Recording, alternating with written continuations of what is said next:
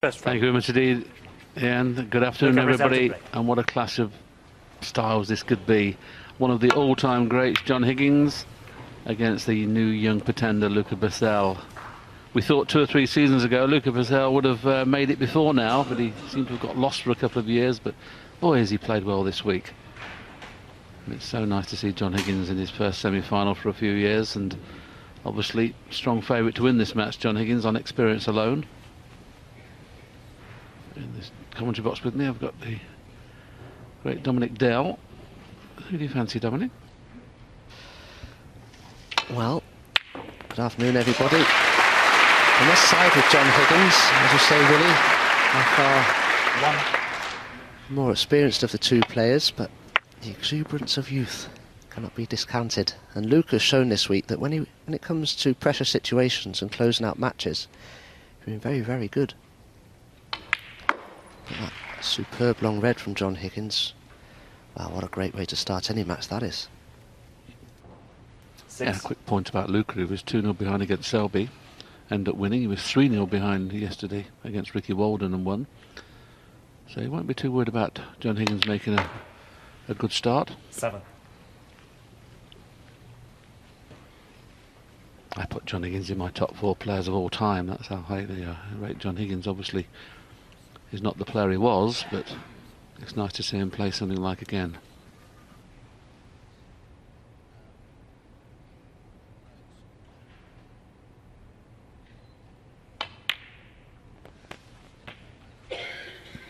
Yes, I agree with your sentiments regarding John. I personally put him second behind 14. Ronnie. Certainly hard to imagine a player who's ever mastered the game of snooker in all its facets, the potting and break building and all the safety and tactical play, 15. as well as John Higgins has mastered it. 4-time world champion, and it's good to see him playing the sort of snooker that helped to capture so many titles in his career to date.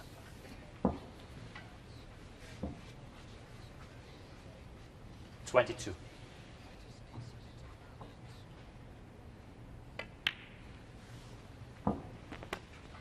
$23. He's got the 2 reds to the outside of the pink that he'll probably play for now. If not, if he does decide to go into the pack, he's going to miss that front red, the one that's directly above the black. If he hits that, he will do no good. If he can arc it round that one, that'll be okay. But I think he'll just run through off one cushion and play for one of the 2 reds to the right of the pink. These players tend to love to go into the pack as early as possible. But as you can see now, he's applying topspin, so he's not playing the bunch.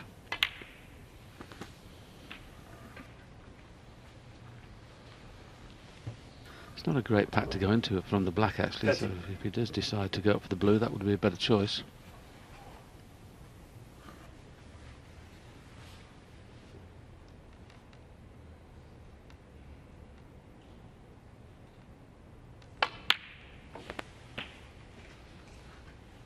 $31.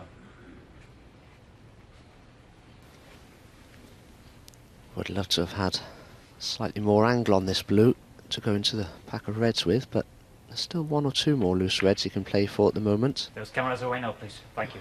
The problem here is not being able to get straight on this red. He can't just run through for the black. 36. So he may decide to try and develop the pink, the reds at the same time, but he may be able to run off this red and still get on the black. Well, the pink looks to be on 37. from where it is into the left centre. I wasn't sure that red below it was masking the potting angle. Got to be a little careful here. I'm not too sure whether the pink will go on its own spot, and if it doesn't go on its own spot, it goes directly behind its own spot, and that might cover these 2 reds up. So these 2 reds that are available at the moment might not be available in a minute.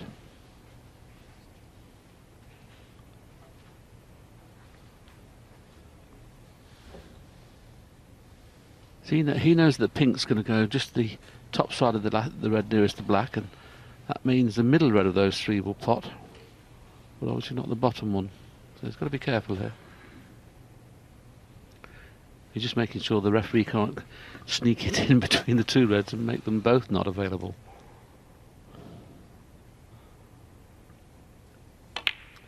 Well, he's decided that the middle one of the three will pop when the pink goes behind its own spot.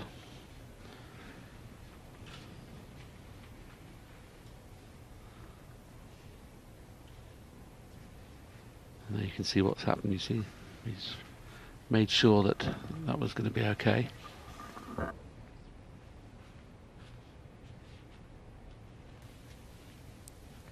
The problem is, if he wanted to leave an angle to disturb the reds from the black, they'd be cannoning into the pink, and the red and the pink together would move off in different directions. He wouldn't really get into the red, so could use a pink here instead. He does still have a couple of loose reds to play for at the moment.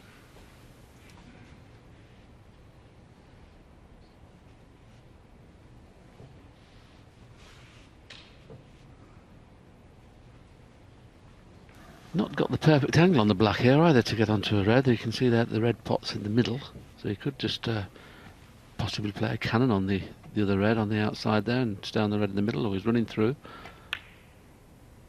Well, he did play a little cannon.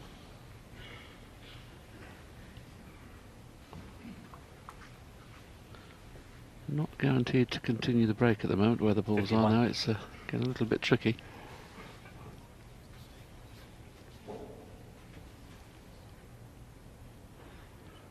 Angle on the next colour essential.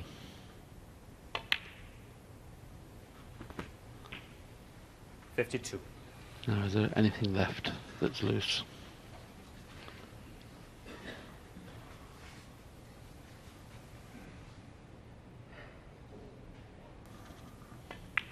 Here's the one at the top of the bunch. We'll pot in the left-hand corner. 57. Oh, he'd love to be dead straight on this. He's just got the wrong angle. He could have just run through past the cluster, leave a beautiful angle on the pink to stun into them, but got to change his plans a little now. He was still able to just use the little bunch of reds to glide off them for position on the pink, but he's just misjudged it slightly. Pink's still the ball he'll take here, but he's got to pot it because he'll be disturbing the reds.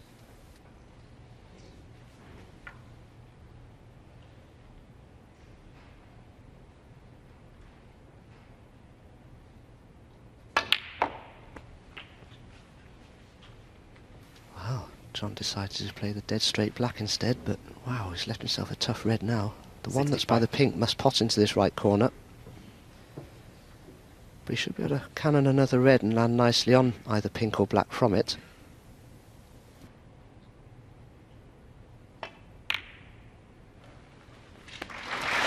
Well, he's had to work so hard for this break so far, and still not over the winning line yet, unless he pots the black, but that's an excellent pot. The black to the blue, Luca Bresel needed a snooker.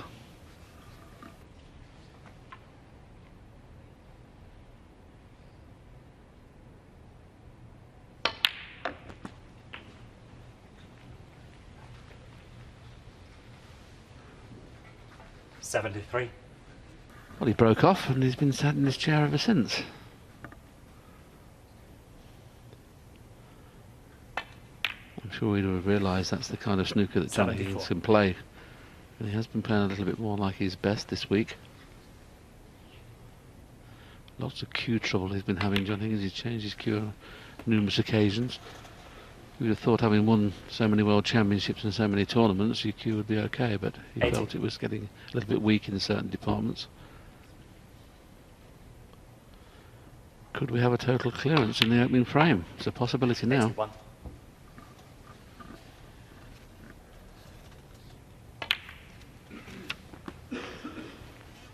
It's amazing. He's made 574 competitive centuries. 87. I think he's third in the all-time list, Dominic, isn't he? Third, yeah.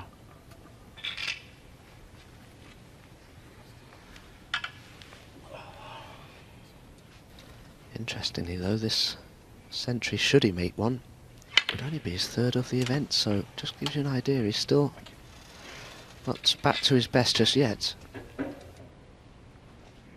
88.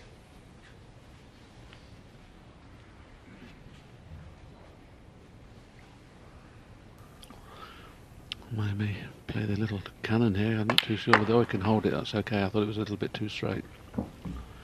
For the century now, almost guaranteed. He'd like to leave a blank on either the 94. angle on either the pink or the black to move that red. He'll certainly be planning to move it out.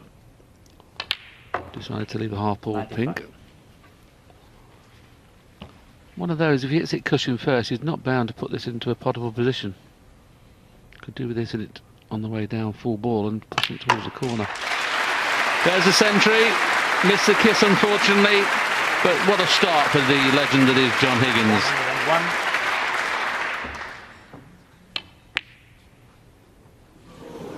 Doesn't get too much better than that. John Higgins left an opening long pot. He knocked it in and made a break of 101. Luca Bresel knows now he's in for a tough match. John Higgins leads 1-0. Always key to get a great start, Dominic. He can't become much better than that. Absolutely, Willie. Down to a one table situation now, so fantastic atmosphere for the players to play in, but having just the one table means you've now got a brand new cloth on both the bed and the cushion rails, so hopefully any previous issues that players felt they've had with the table conditions will have been eradicated with the new cloth. And well, John clearly likes the table, the way it's playing, got used to it now. And that's the other thing, isn't it, Willie? Luca Bressel hasn't had his first opportunity yet, so he won't have had a chance to acclimatise to the table conditions yet. Yeah, I mentioned earlier on that he was behind 2-0 against Selby and managed to win that match 4-3. He was behind 3-0 against Ricky Walden last night and played some of his best snooker to get into the match. So, okay, he's done it on a couple of occasions before, but this is a different proposition, isn't it? I mean, against Selby, tremendous. And Higgins, of course, one of the all-time greats. Thank you, the second frame. I don't know if Luca Bressel watched the Masters recently from John Higgins. Wembley, but or the Alexandra Palace, I beg your pardon. It used to be at Wembley, of course, but John started his first round match with Mark Allen with 2 century breaks, but didn't win the match. So it's consistency that has slightly been a worrying issue for John Higgins in recent years, but he looked absolutely fantastic in that first frame as he breaks off for frame 2. Best of 11, don't forget. First to 6 will go through to tomorrow's final.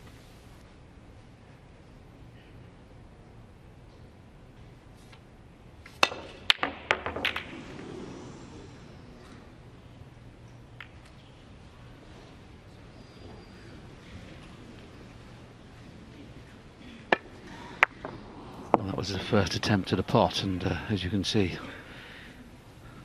got very close to the pot, didn't get the desired cue ball back into baulk, so this could be a very expensive miss. Look at these reds, they couldn't be any better. 1.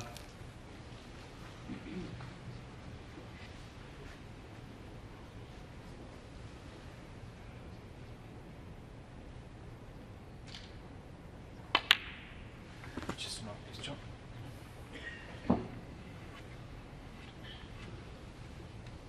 Must be a buzz for John Higgins, having not got to a semi-final for I think it's 4 years or something like that. To be back in the big time again. There's been a lot of shocks this week, but we've still got 2 absolute legends in the semi-final with Mark Williams and John Higgins. And 2 rookies, as it were, isn't it? Both Luca and Ben are great players. Can one of them, or both of them, beat the legends? 7.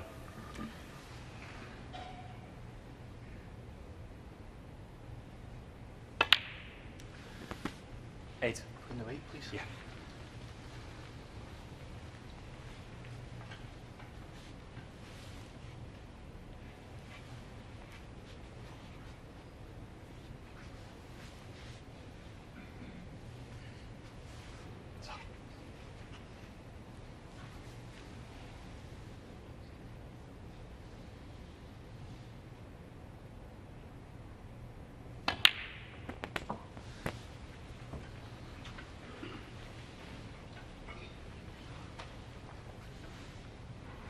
$15.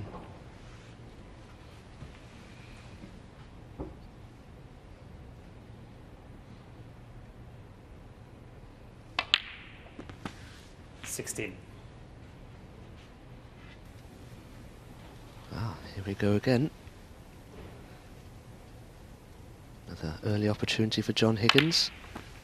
The Reds are in a much better position for him in this second frame as they were in the first, or than they were in the first, I should say.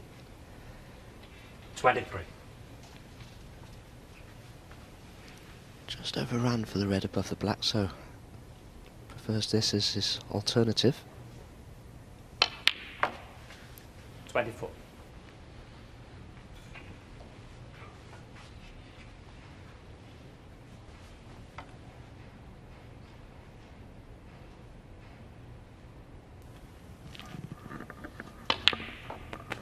John Higgins undoubtedly got one of the best temperaments in the game. Okay, may have lost a little bit of his ability in the last few seasons, but he 31. certainly know how to win a match. He will certainly be getting a real buzz from being at the latter stages of tournaments again. 32. Table appears to be playing a lot better. We've been reclothed overnight, as Dominic mentioned. As yet, we've not seen a bounce off the cushion, and as yet, we haven't seen a kick. I hope I've not spoken too soon.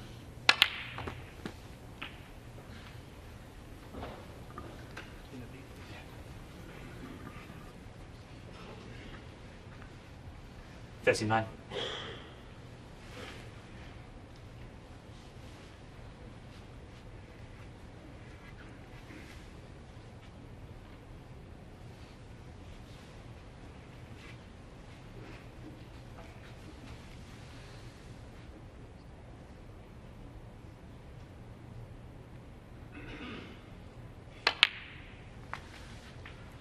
40.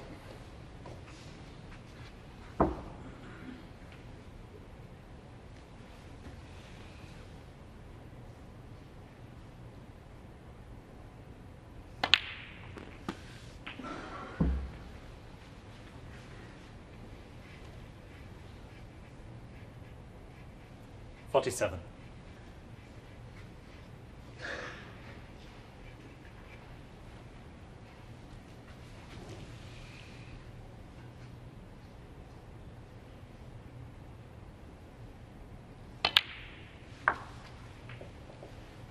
48.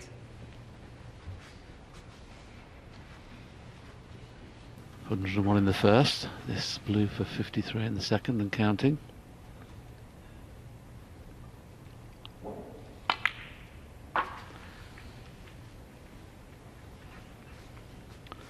That came off a little bit higher than he expected.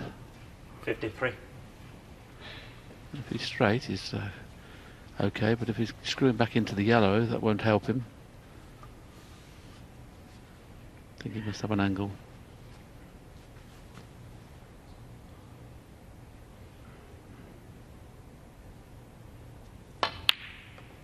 Nice angle. 54. Similar to the first frame, isn't it, where that pack was in a tricky position, and he's going to lead at least two of those reds. 155 without reply, and Luca Bresel's just had one long pot that he missed. That's all he's had in this match. Not over yet this frame though. A lot of work to do. The next two shots are very important. Got to get an angle. Yellow ball. Well, he's actually might be playing the kiss now with him taking the yellow on.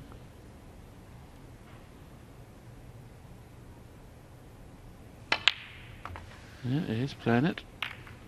Not a lot happened. 56. Just didn't get into the main body of that pack of reds, just glanced off that top red. It would have been a better little cluster of reds to go into from the green rather than the yellow. Had to be more accurate, but don't know if the red just to the right of the pink will pop past that little pack of reds into the left centre. John thinks it does, and he can draw the cue ball back a foot or so for the black. Yeah, it's in. 57. Oh, you just can't play any better than this. Flawless, isn't it? Flawless.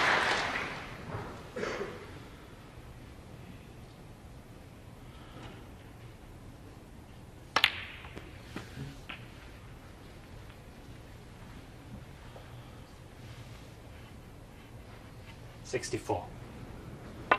So nice to see the table playing so well. A lot of players have complained about things this week, but as yet the table has played perfect. 65. No bounces, no kicks. Disappointed he's a bit straight on the black, but this is frame ball. Virtually the same pattern as the last frame, where he needed to pot the black to put him in the snooker's required stage. That's what he's done now.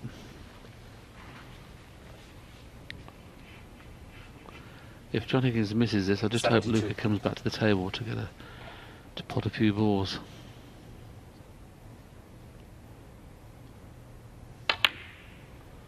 Mind you, is he ever going to miss? 73.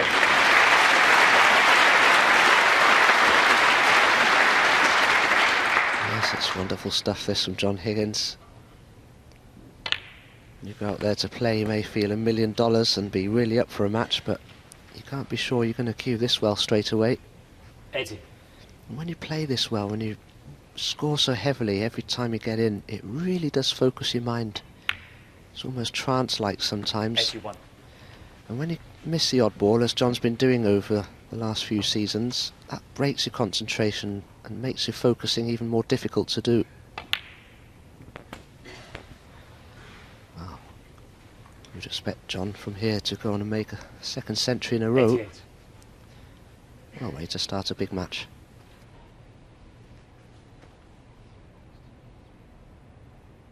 Just had a little glance at the scoreboard there to see whether he could beat the high break, which is funny enough held by Luca. He's made a break of 140 earlier on in the tournament. John Higgins can't beat that here. Little stun run through to get the cannon just right and push the red towards the pocket, the same pocket as the pink.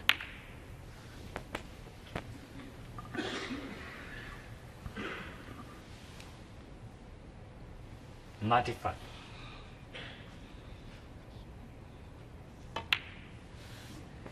$96.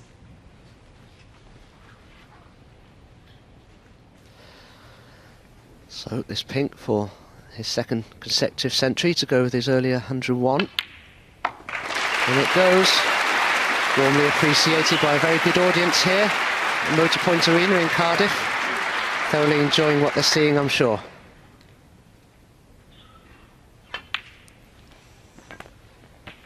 Everybody except Luca Bresel, I would imagine, is appreciating this. I don't think Luca's mum and dad are very pleased. They're watching upstairs. I didn't know they were here actually, really. They must have arrived rather recently.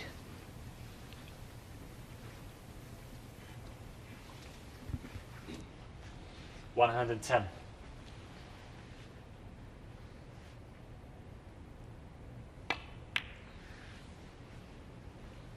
$112.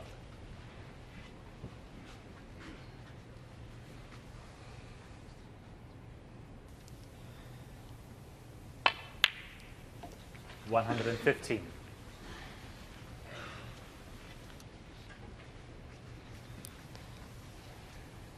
If John can clear these remaining four colours, it would be a total clearance of 137. 119. Which will be his highest break of this year's event.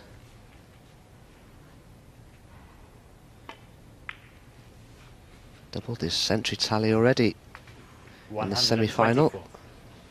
Made his third century in the last frame, and this will be his fourth. 130. Oh, what a great start this is from the great John Higgins. In goes the black, thoroughly appreciated by a very appreciative audience here in Cardiff. It's John Higgins who extends his lead still further. He leads by 2 frames to 0. Well, what a great start to the semi-finals. 2 centuries for John Higgins, putting him into a commanding lead, Darren. He wasn't happy yesterday with the way he played, but today, well, perfect start. Yeah, I think yesterday was always going to be hard because it's a very good friend, Stephen Maguire, and, you know, he had lost him the last 7-8 times. But, you know, he battled on through and he scraped through, and he was fair to say at the end it was a poor game off the pair of them. But today, you couldn't ask for a better start than this. This is absolutely top draw. Yeah, and the youngster will be sat there wondering what he has to do to get back into this game. Let's look at an example of maybe a poor decision here from him. Well, I don't think so much a poor decision. He got kept out the first frame. You know, he wants to get his game going. He's a very attacking and exciting player, Luca Bresel. I mean, most players would have probably just pushed that red in or took a little bit of pace out, because obviously the harder you hit the ball, the more accurate you've got to be, because you're going to flick a bit of side on. But that's the way he plays. That's what makes him exciting, and you know, and that's why he's still in the event. But he needed that red to go in, and then what's John Higgins done? he's punished him in the worst possible way and cleared the table. Well, let's have a look at what Higgins is doing right now, and it's pretty good, Darren. This is an example of how well it's gone for him in the first two frames. Well, yes, earlier in the week, you know, he'd have been iffing and ahhing walking around the table, but everything at the minute, all of a sudden, has become very, very easy to him. And he has improved as the tournament's gone on. And I've talked about it, you know, that last year he was a bit poor and he was struggling with his cue and swapping about. We've had a couple of conversations this week and he's happy with his cue now. He's settled down. He's in a much better place than he's been for a long time, and it's starting to show in his game. And as the guys in commentary said, though, the youngster Bresel has shown such great bounce-back ability, hasn't he, in the way he came back against Selby and then Walden last night when he was 3-0 down. Yeah, well, you know, he's done it in them two matches. It'd have to be said, you know, they wasn't playing the standard of what John Higgins has just played these first two frames. And you can't imagine John Higgins will keep this standard up. It's practically an impossibility, but, you know, he's going to have to drop right off, and Luca Bresil is going to have to play at his best to have any chance in this match, I feel now. So back to Willie and Dominic, with Bresil having just taken the break. And a good break, warmly appreciated by the crowd, because they know the form Higgins is in. If any sort of pot's on, he'd be knocking it in, but I think for the first time we may see him play a safety shot.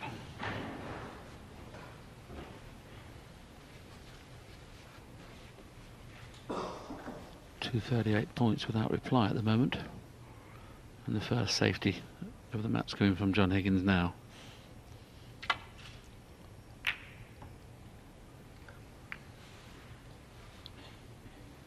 Ah, Luca's won the safety battle.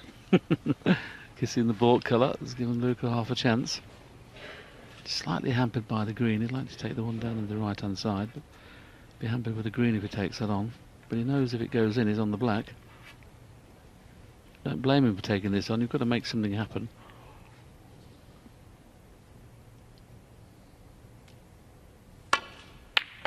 Very well done, young man. That'll settle him down. That's his first point. Beautiful shot.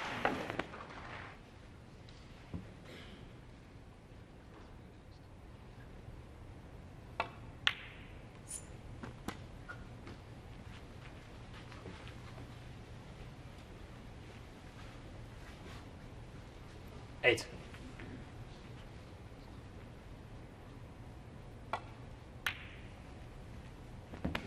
Nine. It's never particularly psychologically damaging to an opponent when someone like John Higgins rolls in two great century breaks and doesn't miss a shot and didn't give you an opportunity. But if Luca had had a few opportunities and been 2-0 down 16. for his own mistakes, he'd be far less likely 17. to make a big break this third frame than he is to do just that now. Hence we saw that great long red, which was very risky, had to go in. And Luca himself is looking pretty good here. Yes, he's had a few firsts in this tournament. His first semi-final has been said a few times. He's also got his highest break in his career in this tournament. That break of 140 we talked about. And the key thing is his ranking is going to improve. He was 66 coming into the tournament. He's going to jump right into the top 64 now, which is the key place to be. Got to be in the top 64 to make you play less matches and things like that over the course of a season. And of course, that's the cut-off point, 64. 32.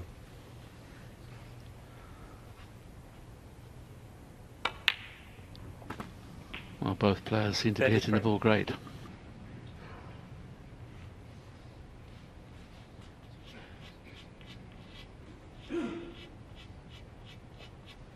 Well, if Luca does go into the pack of reds from here, he'd like to arc the cue ball past that red that's directly above the black and cannon the one just to the right of it. But he'd have to play with a lot of pace. Yeah, he did that. Perfectly played, Willie. Well called, Dom, and that's the way to do it. You've got to miss that front red. You see how the cue ball arc there? Dominic called it, because if you hit the front red, it sticks on it. And now, could we be having 41. 3 centuries on the trot? These balls are lovely. Key thing is, though, get past 74. Get a foothold in the match.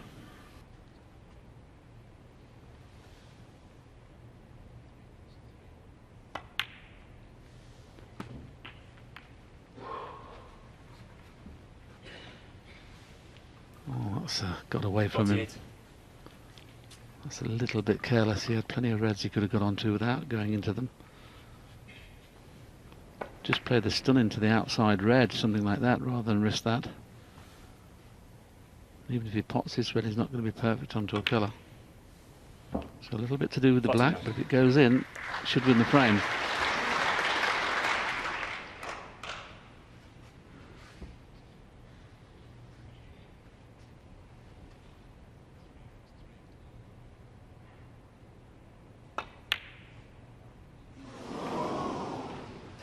Oh, Luca. That was a very big shot. He was virtually home and hosed in this third frame.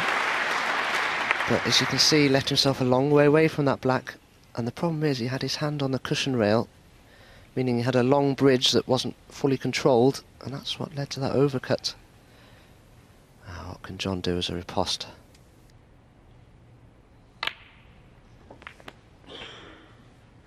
One.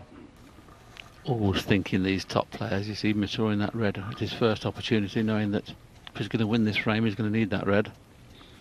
So he brought it into play straight away. Actually, he's looking now to leave an angle. He's going to try and pot the blue, leave an angle on the red to push the other red right over the corner, knowing that the black's over the hole. So he's now thinking 3-4 shots in advance. Well, he's not going to come on this red nice enough to do that now. He'd have loved to have been on that red half ball and then just roll it in, kiss the other red over the pocket, stand on the black.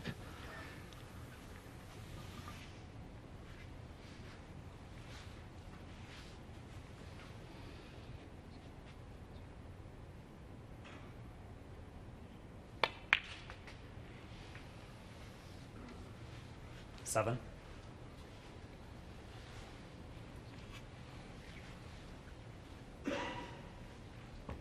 I think in fairness he's going to have to play into them here. There's the gap in between the pack that he doesn't want, but any sort of kiss on either of the front two reds, he's sure to be on one in the middle at least. I suppose the worst scenario could go right through the gap, hit the pink and be on nothing.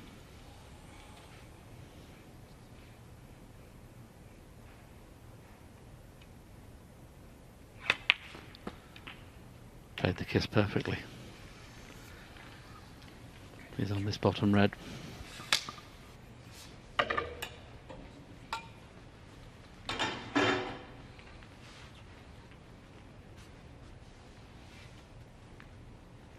Fourteen.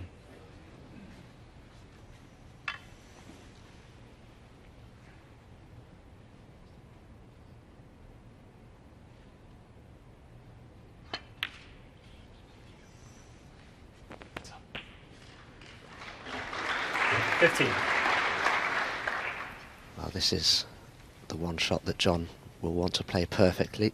If he goes too far, it could be on nothing.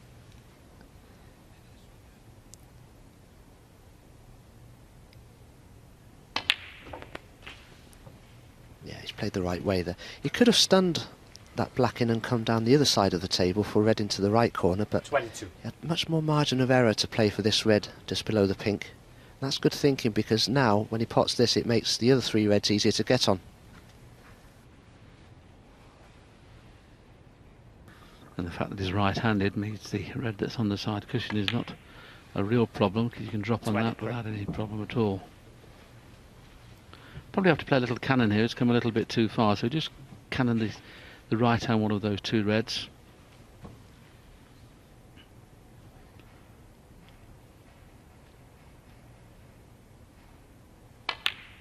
What are you doing in that situation? Just slowing the cue ball down. You know that if you get any sort of cannon, you're going to be perfect. 30. Well, isn't this? I mean, Luca's missed two balls, a long pot and a black up the spot. There's every chance now he could be 3-0 behind.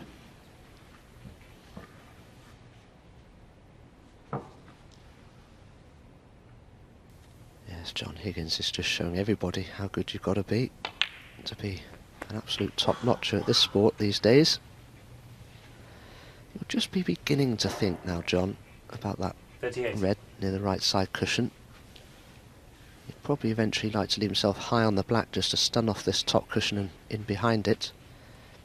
think he'd like to just pot red, pink, red here for now.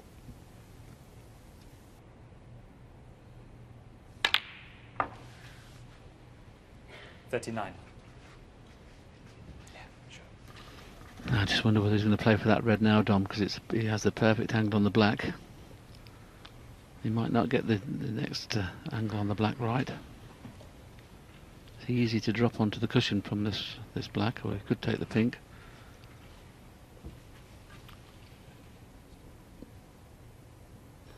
So the next shot is key to whether he's going to win this frame. Not this one. This shot is now key.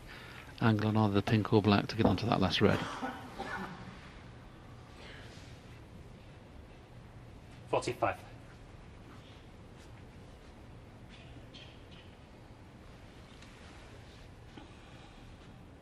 That's what I meant, how key a shot that was.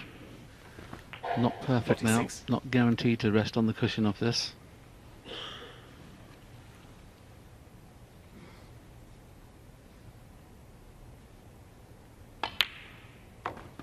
The pace is a bit strong.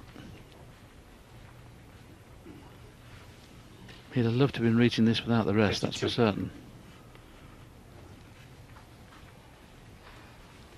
Oh, he's just about on it, is he? Not the tallest, John Higgins. Luca, this is your possibly last chance in this frame. This is not a certainty, this red.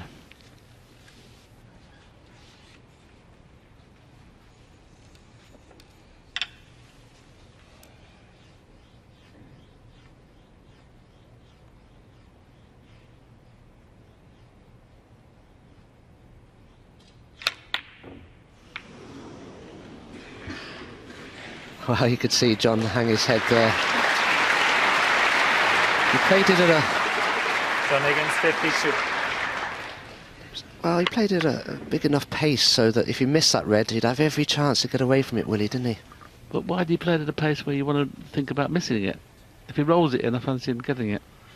He's saying to himself there, you know, what you suggested, I've got a chance of getting away with it, so he's not fancying potting it, really, is he? No, that's a very good point. Well, Luca's got to win this frame from here, hasn't he? Not the best of positional shots. He'd like to have been on the blue, really, to guarantee getting on the yellow.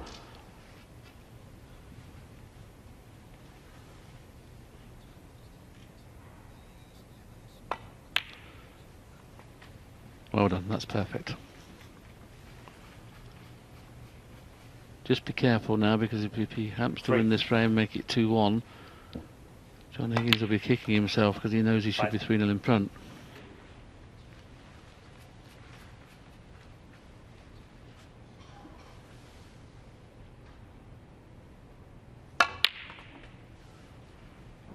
Eight.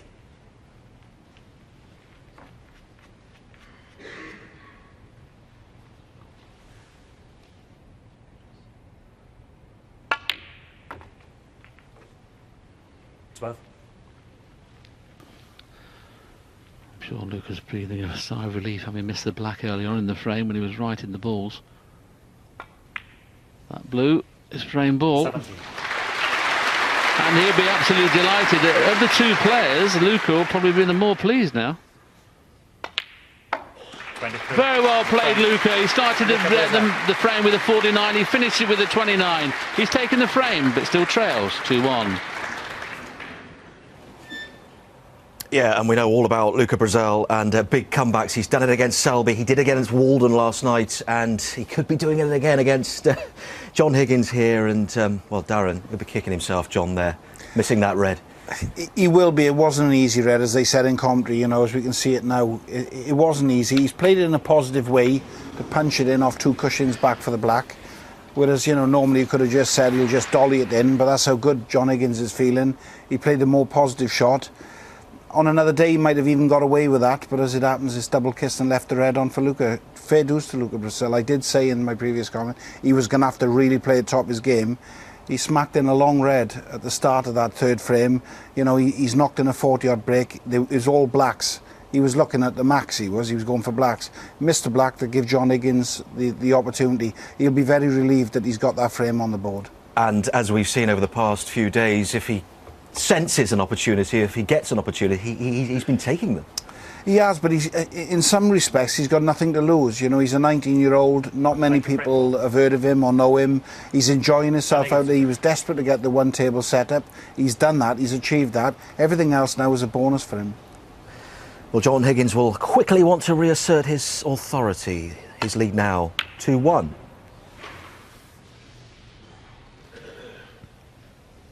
So John breaks off for frame 4 of this best of 11 frames match. Just seeing his lead reduced to a single frame, but not really by John's bad play. I mean, he still only missed the odd pot. Still playing some tremendous snooker, John Higgins, but Luca won that frame on his own merits, really. Missed one black off the spot. Did get punished to a degree, cost him a lot of points, but he still cleared up, well, the one pot that John's missed. That's the difference between 100%, I think, and 99. That's tremendous. I mean, there's nothing wrong with that, is there? There is. It cost him the game. He missed that one ball, cost him the game. Flawless, isn't it, really, to be honest? They both missed one ball each in live play, and I don't blame Luca for taking that on. The only one he could leave on, really, was the one he was going for. If there's one criticism I'd make with Luca this week, having seen him and commentated on some of his matches, he tends to crash in the long pots. He likes to hit them with a great deal of pace. You won't see that from someone like John Higgins and the other top players, Neil Robertson and Selby and the like. I suppose Judd Trump is very similar to Judd, isn't he? He likes to hear them crash into the pocket.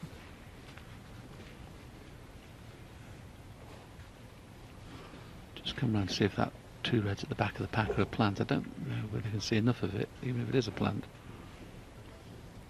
Looks like it almost can be made. I don't know how much of the red you can see from where he is. He's decided he can't see enough. Oh, honestly, do you know, I think if he was to hit that really thin, I think that would push over, but Luca isn't short. But it didn't matter because he had a perfectly viable alternative, which is just stroked beautifully into the middle of the pocket. 1. And that cue ball's just come off the bulk cushion sufficiently to possibly tempt him into taking the green or the brown on. He's a very positive player, Luca, doesn't turn a lot down. See, that was controlled. That was a beautifully struck ball, that was. Deserved to pop that.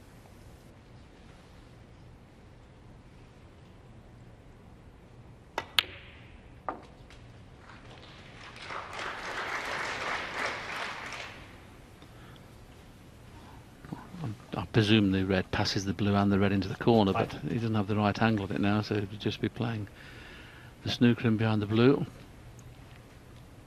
Would you play the red at pace, Willie, off the top cushion into the pack to disturb them and put more pressure on John? Yeah, because I suppose in one way you're right, because if you put it tight behind the blue, you know that John Higgins is just going to go off 2 cushions and rest into the pack, so there may be a little bit of mileage in that. Yeah, good thinking. Try to bring a couple of reds into play, and unfortunately he's only brought 1. Good shot though.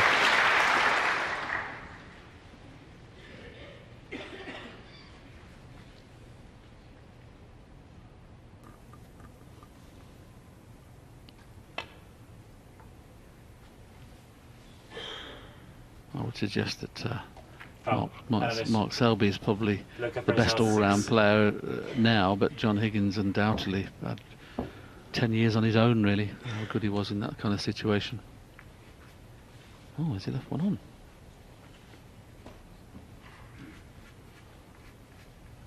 Well, that pots, but can he get through to it? He thinks so.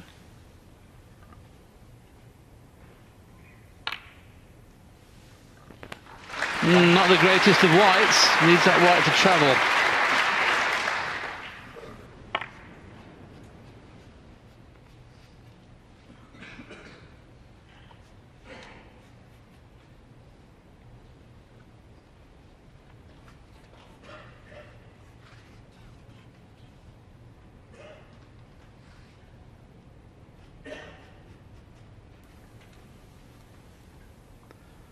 Playing this at pace.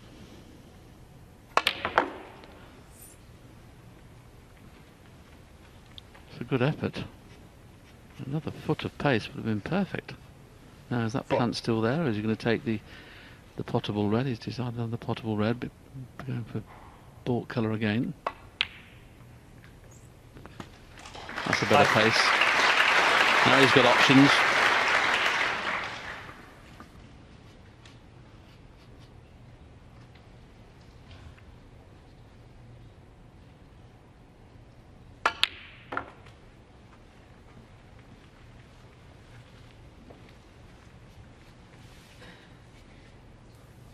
Nine. Will he be playing for the pink to move reds or the black? 10. Doesn't have the right angle now to go into them, so key shot, the next one after this, just get a nice angle on the next colour to go into the bunch. So he's got to get on the red properly here.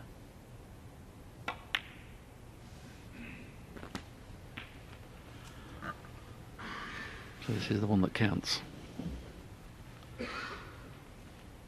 If he was confident enough to screw back and leave a half ball pink in the middle, that would be guaranteed to push a red up in the corner, but once again going into the pack he needs to miss that red directly above the black should he get onto the black. Tricky situation this. Yeah, it is, Willie. He could stun into the pack of reds with a lot of power, but if he was to get any backspin he'd end up near one of these corner pockets if he wasn't careful. But he's got a tricky red to negotiate first. 18. Well, the angle he's got on this black, he may be able to screw past that top red and just cannon the right-hand red of that bunch. That's what happens, you see, when it's a pack like that. If you screw into them, you either stick to them or you get on nothing. He's very unlucky. 25. Hello, has he found something? Is there a plant? It's good, but can he play it without playing a push shot? I think I'd get the spider out here and try and play a little screw shot and get through the gap and he'd be on the black. The plant looks a certainty. I'll let you have another look at the plant when Luca's gone out of the way. Looks a certainty, Dom, that, doesn't it?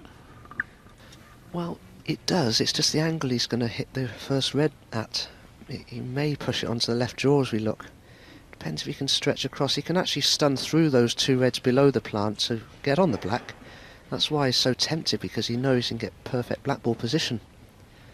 But there is a gap between those two reds, isn't there, Willie?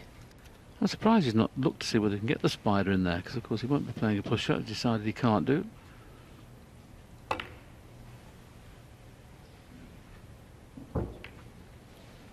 Luca Bresel 25. For a 36-point lead. And if he got out of this mini session 2-2, boy, has he done well.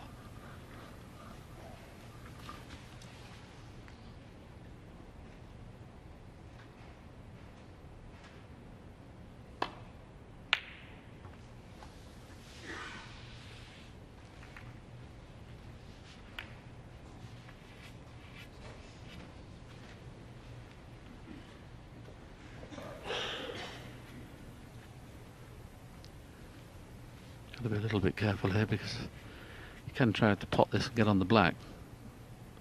But if you don't get into the cue ball enough, you may leave the red in the middle.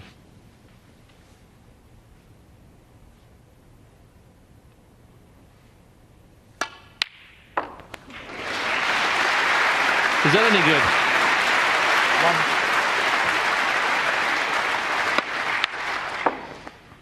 Where has he been for the last 2 years, this young man? I mean, 2 years ago, when he got to the latter stages of the tournament, got into his last quarter-final, and he was starting to win matches, we thought he was going to be here to stay, but it's disappeared for a couple. I think he lost 16 matches on the trot, having got to a quarter-final.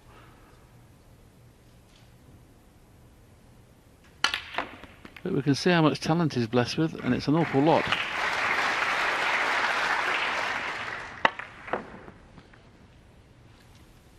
Well, the cannon into the reds this time has worked out much better for Luca.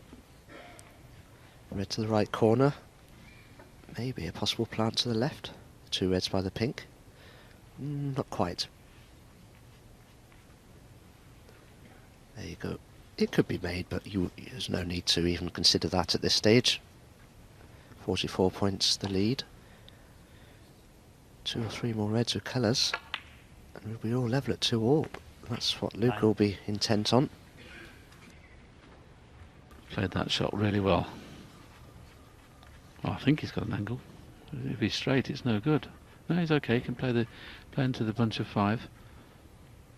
He's going to have to hit it hard. He knows he's got a chance of being on one in the middle if he doesn't get the desired kiss.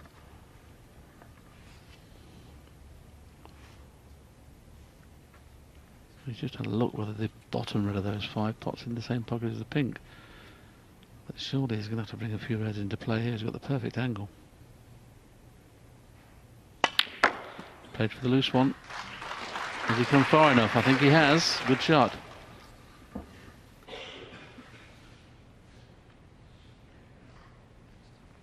$15.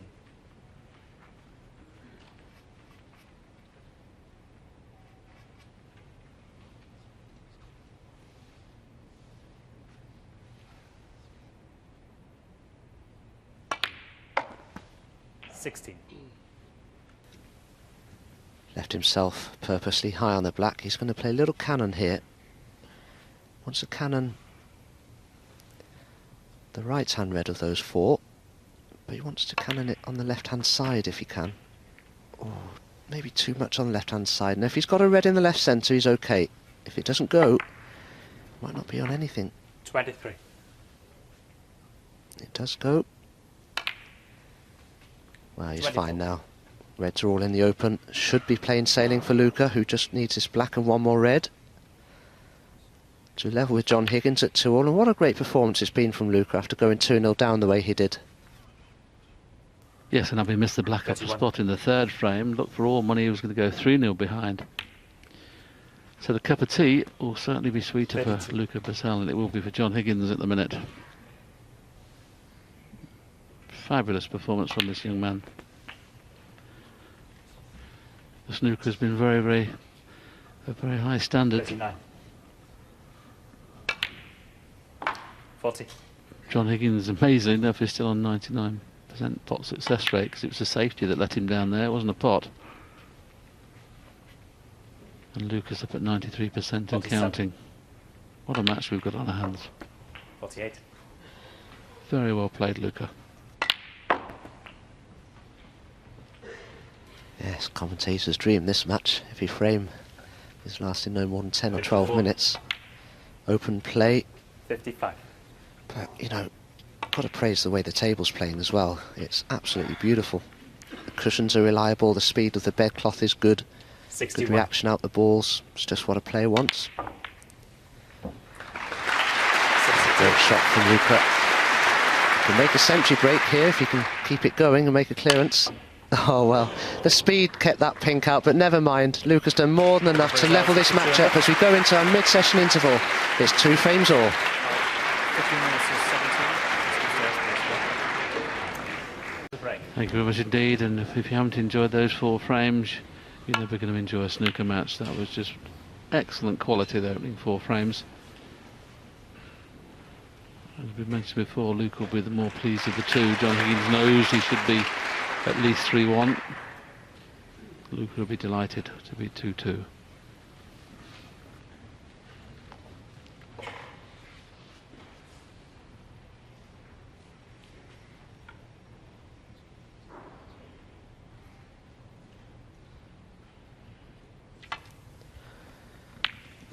John's scored something like 120 points, more than Luca Brekel. So he'll be very disappointed, I think, to be 2-all. Made those 2 magnificent century breaks, but Luca came back tremendously well. And like you say, Willie, what a great match we've got here.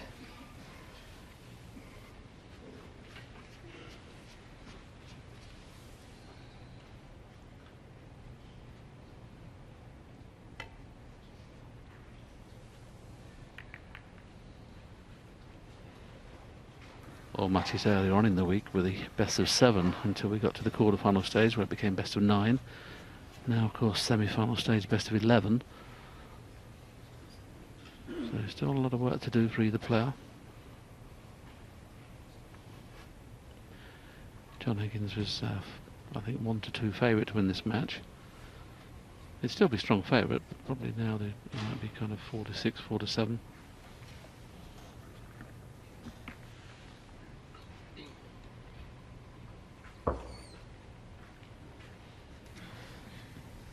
One point worth mentioning, obviously John Higgins has been around so long, has played every great player there is in the game. He'll have had this happen to him many times before when he started off so well in a match, only to see somebody normally like O'Sullivan or Hendry, that sort of person, come back at him, or Robertson, very strongly. So I don't think he'll be particularly perturbed. Maybe a bit surprised at how dangerous Luca's been, because he's only played him once a couple of years ago in a PTC event. But in the semi-finals of a major ranking event, I don't know whether John would have expected Luca to be such a great player and give him such a tough time out there, because he's a worthy champion, Luca Bresel, if not this year, in future years on the tour.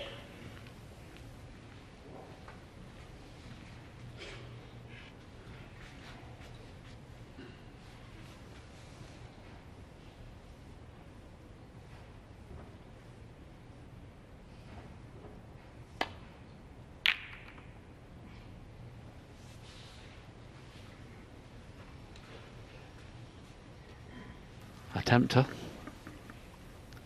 If he just plays a stun run through about 3 or 4 inches, he's not going to leave an easy pot in the middle, he'll leave a pot in the middle. Worth taking on this. Close, real close.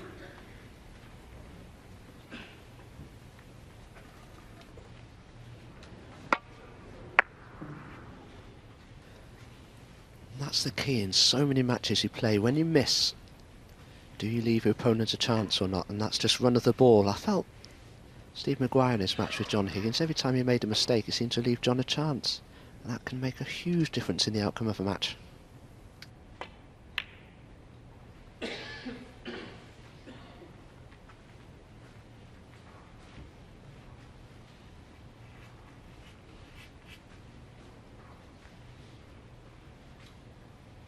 Play 2 shots in one here, play the red onto the black to free the black and take the cue ball in towards the green.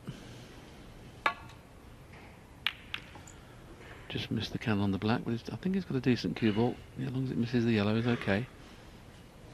Good shot.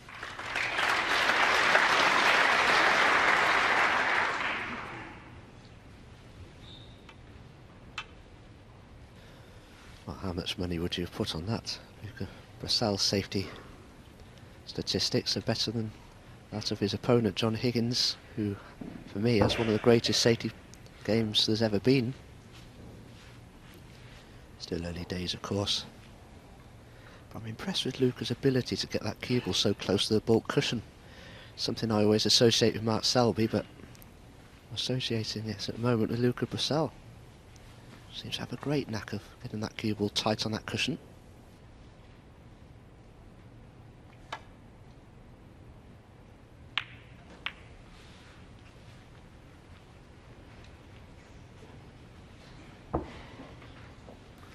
If you can pop the red on the top cushion, there's no real advantage unless you knew you could get pretty close to the pink to be able to put it in the middle. It's got a real nice, there's the red that's on, but just play this little cut shot and in behind the green looks a perfect way of playing it. And it just misses the jaws, it's okay. Needed to be a bit thinner, I think. Oh no, he's got that. Well done.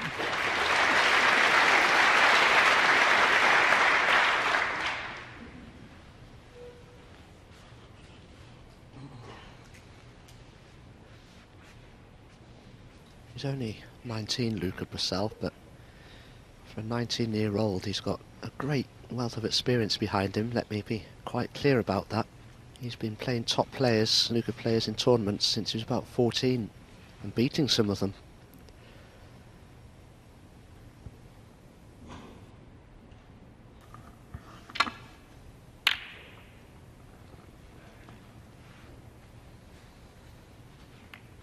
And that's kind of straight. can he get enough check side on this to play for the pink in the opposite corner? Just coming round to see if there's a gap between the pack of reds and the black. There is a gap, but surely he can play with check side and get on the pink. He feels not. But played the gap and got it, and the fact that the brown and green are off the spots takes a lot of pressure off his blue. Good pot this. There's the gap we were talking about. So it's just over the green spot, check side, come back down over the green spot, and he's got choice of 4 reds.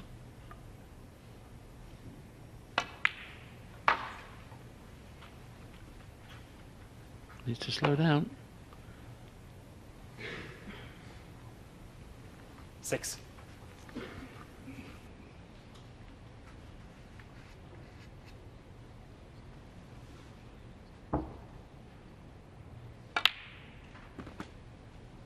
Seven. A little bit careless that time, making sure he got top side of the blue. Little wry smile there shows that Luca was a bit bemused and where the cue ball was finished.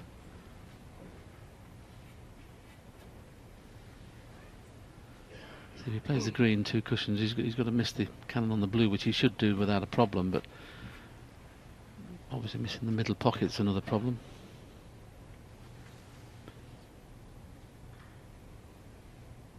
So he's missed the blue, missed the middle pocket. Has he got on a red? I think he has. Good shot. 10.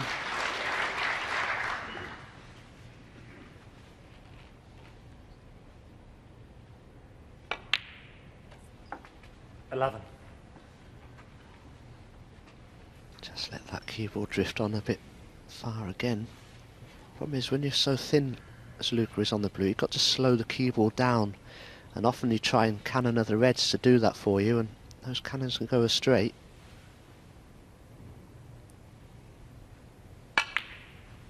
Screwed past the cluster, red into the right corner. He hasn't controlled it as well as he'd like. He's low 60. now on the red, so he's going to be cannoning the red just above the one he's going to take here, and he won't be able to be sure he's going to be on that pink. That's why he played it with so much pace, but I didn't think that cue ball could get up the table 17. from the angle that he left that red, and well, he's on nothing now, unfortunately. I'm looking from the commentary position, it looks as if he could just roll it in and just nudge the pink a little bit and be on the pink in the middle. Not too sure whether he can get a telling safety shot from here either. Even though the blue doesn't pot, if he plays the line of trying to pot the blue, at least that'll give him the angle to try and get in between the yellow and brown. But didn't want to kiss one of those two because it might leave a long pot on.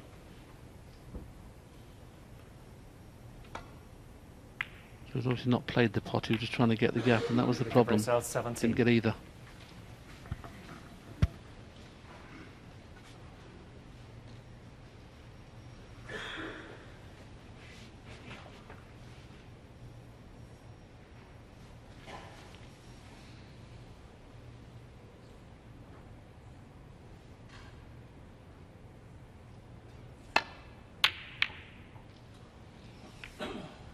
Well, it's the first time we've seen a slightly quicker bounce of a cushion.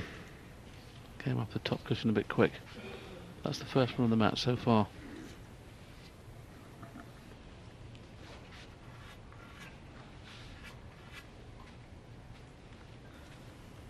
Choice of long reds here for Luca, but none of them are without risk. But he does like to play these long screwbacks, I've noticed. Oh, what a great shot. Is he enough? He's avoided the enough. He's not on a colour, but goodness me, he can put John in some trouble here, especially if he can get that cue ball tight in behind the yellow. Yellow ball. Luca Bresel, 1.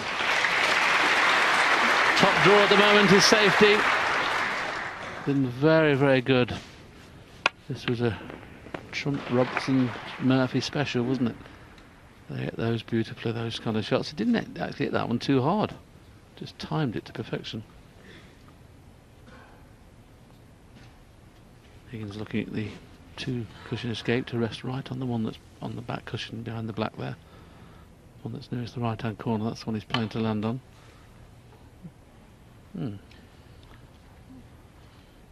Answers on a postcard what he played there. Luca Bresel 4.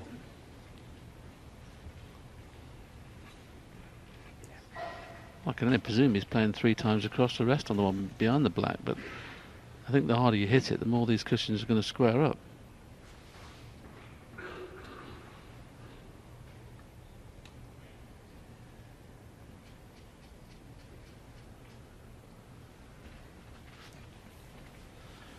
Playing the same shot.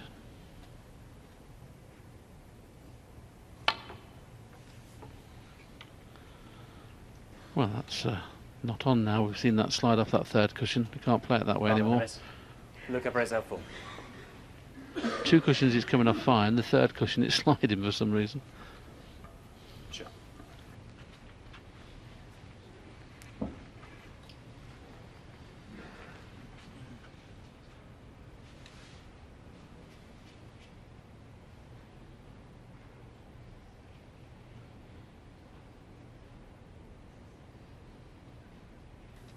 I feel the shot is on, but small tolerances. It seems to be, as Willie says, sliding off that second cushion.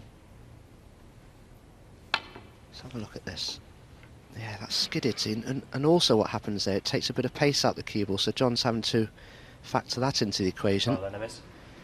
Getting Luca closer and Bresel. closer, isn't he? But I can't believe Luca's not tempted by the red into the left centre.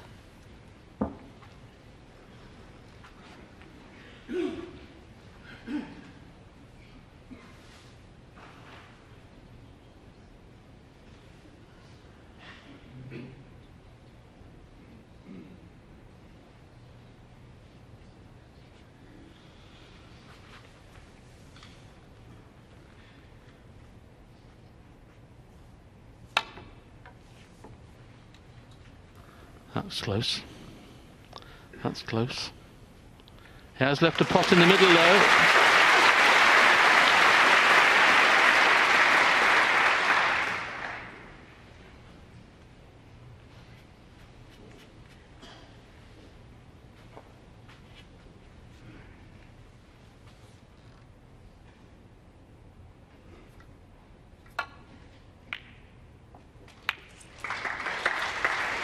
Well, that's not a bad kiss.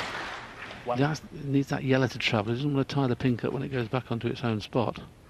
But the yellow's still pot, so it's okay. May actually be worth taking the brown rather than the pink. The brown's a certainty to get onto the one next to the yellow. Yeah, but with a black outer commission, I'd definitely want that pink on its spot. 3 or 4 more loose reds with pinks would be a big lead for Luca. But it's tying the red and the yellow up if he plays the pink. Always played this nice. Perfect pace. 7. And he's got on that red next to the yellow, so that's couldn't have placed that better by hand. 8.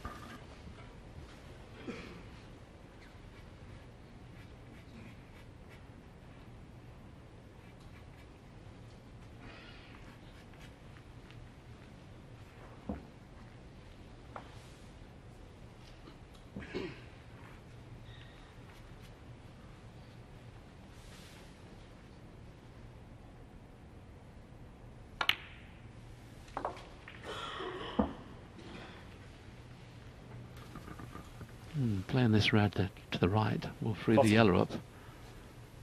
And he'd like to get the yellow out of the way.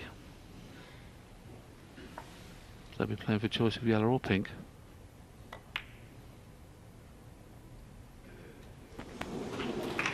That's the 15. first time I think Luca's even hit the jaws in this 5th frame. Everything's been going pretty clean into the pocket. He's certainly wiped his feet. I think he had a fractional kick on that red, which just threw it square. Lucky for Luca, this is a brand new cloth. It would have helped to just skid in off the jaw, while the new cushion cloth doesn't have a great deal of friction to it yet. There's one thing for certain, if it was a left-handed championship, there wouldn't be too many people beating Luca apart from Ronnie. 17. Glancing at the scoreboard tells him he's 47 points in front. He's just looking to see if he can pot 3 more reds. That's all he needs. The 2 reds are no problem. It's the third one that could be a problem. 18.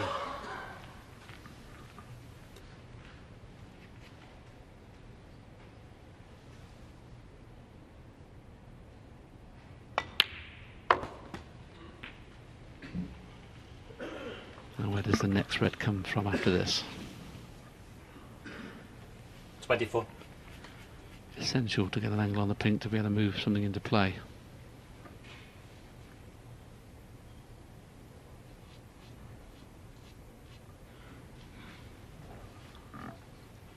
Could leave himself on the pink to the left centre with an angle to come off the side cushion and in behind those 3 reds and just nudge them all. I'd expect to knock one on into one of the corners from playing it that way. Yeah, that's the one he's looking at, Tom, isn't he? Trying to get on that half-ball pink you were talking about. Of course, he can get on the pink in any one of the 4 pockets, funny enough, where he's positioned at the moment. He just decides which one he wants to play for. And he hasn't got the angle there. 25. Is there any mileage in just playing for the double, or do you put John Higgins in trouble? I think the point score, where the reds are, may be a bit of advantage playing a double this time. Oh no, Luke, he'll play deep screw into one of these reds. Yeah, that's his game. I think he tried to screw into the red nearest the cue ball now and try and knock it on to the right corner, but caught the 31. red nearest the black. He was heading that way, just it was too much of a stun screw back rather than a pure screw back. But where these balls are, a 61 point lead. Luca Bresel, Harry's not 31. that green safe. I think it's a bonus. He's a heavy, heavy favourite for this trade now, Luca.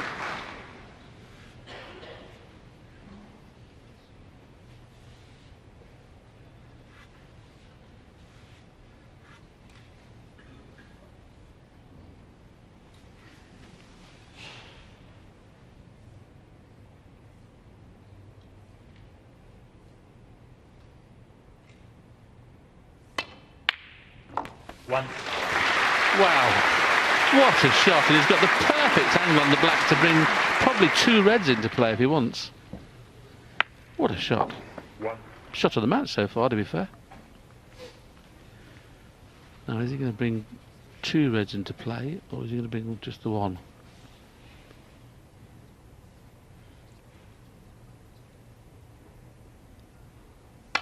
Tried to bring 2 reds into play, hasn't really worked. Unlucky, little unlucky.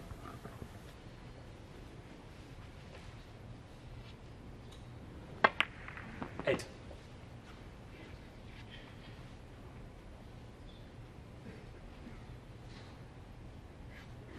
Just having a look at the scoreboard, and there's still plenty of points available with high valued colours. This is tough. Very good. No chance of getting onto a red this time though, so it'll be the black and safety in behind the brown and yellow.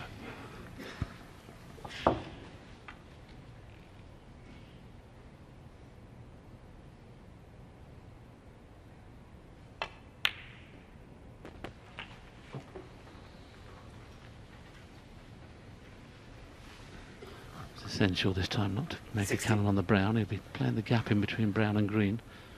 Just get the pace right, and he's back in this frame.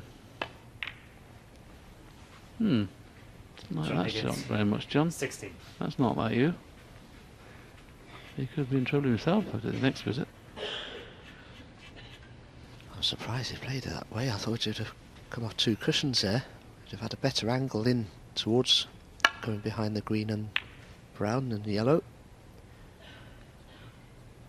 And if Luke could have just caught that red a fraction thicker, he could easily have snookered John behind the yellow, but he's just having a look to see if he can get through to the potting angle of this red. I'm right behind it. I don't think he can.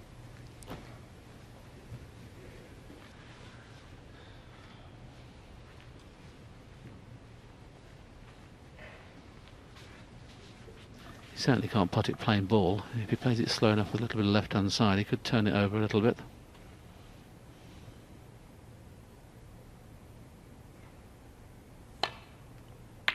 Yeah, side didn't take. He's been fortunate though. Didn't appear to put any side on. Just watching the path of the cue ball, it's virtually gone the other way.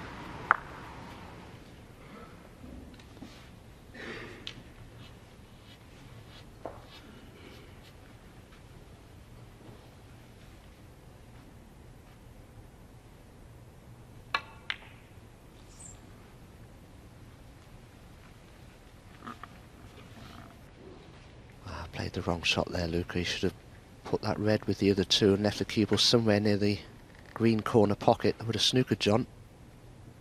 Couldn't possibly have got behind green and brown from there.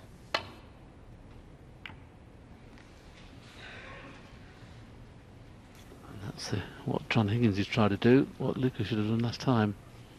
And he played it very well.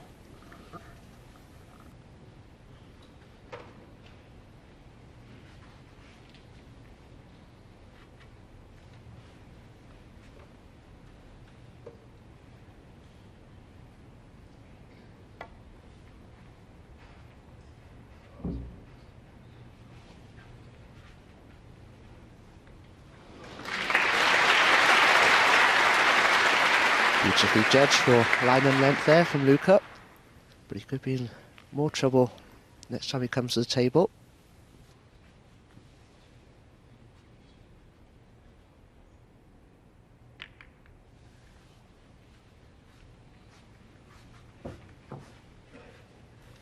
Well, all John's done there is given Luca a chance to put him in real trouble. I'm amazed at that shot.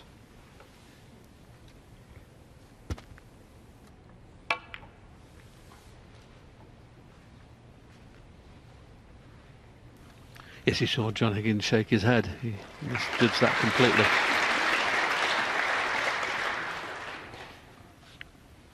I can't see how he can... you can see a edge of the red, but he'd be pushing that red right over the corner. The catch is really thin. Not to push that red over the corner. There's the red going, but is it thin enough?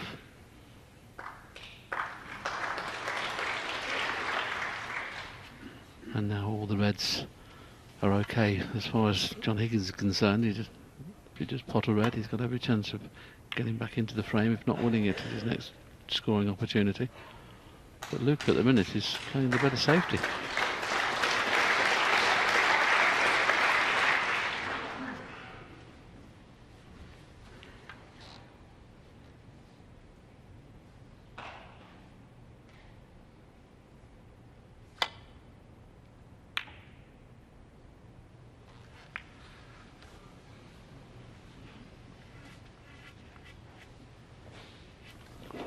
While Luca's won the safety battle, can he take advantage with this long pot? Very well played. It looks like 3-2 now.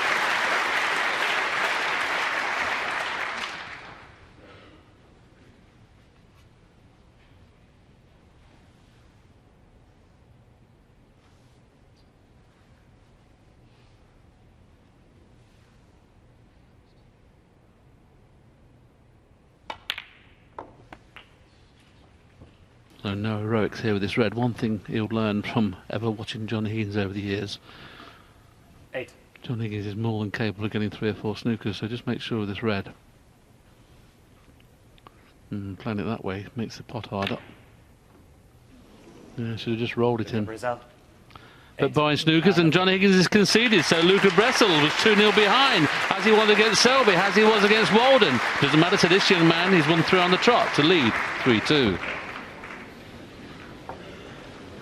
Well, Dominic, what we can't understand about this match is, OK, we probably thought Luca could almost compete in the safety department, but at the minute he's competing in the safety.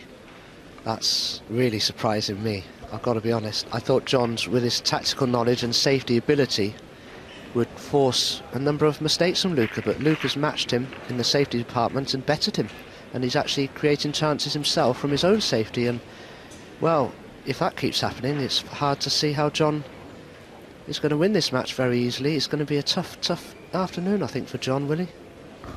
Yeah, I think I just said compete within the safety department. I meant compete with him in the potting department, and of course, as you rightly say, he's competed in the safety as well. I mean, I can't think of anything bad he's played today. He's played, I suppose, 1 poor safety shot, and I think he's only missed 2 pots of any significance in the match. And this is going to be a real battle, as you rightly say, for John. Now, he'd be pretty shocked, and you can see looking at his face there, looking very pensive. I just think he is absolutely shell-shocked, because, I mean, his pot success is still 98%. He's played 5 frames, made 2 centuries. There's nothing much more John can do, really, within reason. And he's 3-2 behind, having lost 3 frames in a row. Well, this is a big frame now. As John Higgins breaks off for frame 5. He's under a lot of pressure at the moment, John Higgins. He needs to play a good frame here.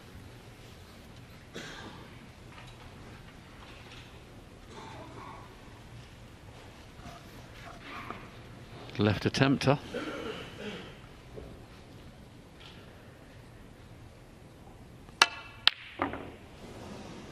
But even if he misses, he's getting so close. I don't think he's played a pot in this match so far where he hasn't hit the jaws.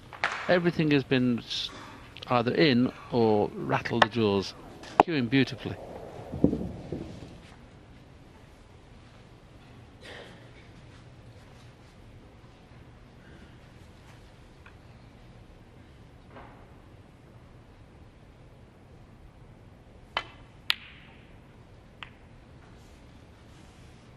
One. Doesn't miss a trick, does he, John Higgins? Saw that there's a shot to nothing on there. Problem was, if that double didn't go in, he'd have left Luca one of his own trademark long reds. I suppose it's a little unfortunate when the double's gone in to have pushed the green into a slightly more awkward position. He still should pot it.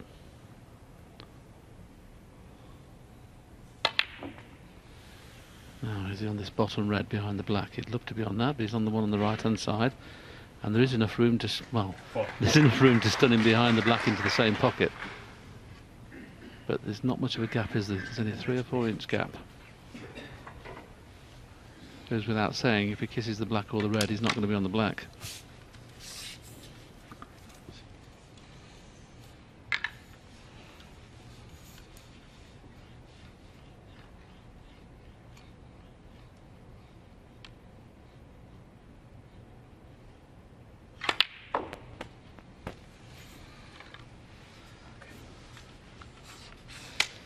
Well, when he's playing it that way, he's always going to widen the angle so much. I didn't see how he could have really landed nicely on the black there. That's why I thought he was going to play through the gap of the red and black, Dom, to leave it an absolute certain black. Okay, he's probably thought I'm bound to be on the pink. If I hit it too hard, well, the pink's not easy. And having lost 3 frames on the trot, these are not the easiest pinks you're going to be playing.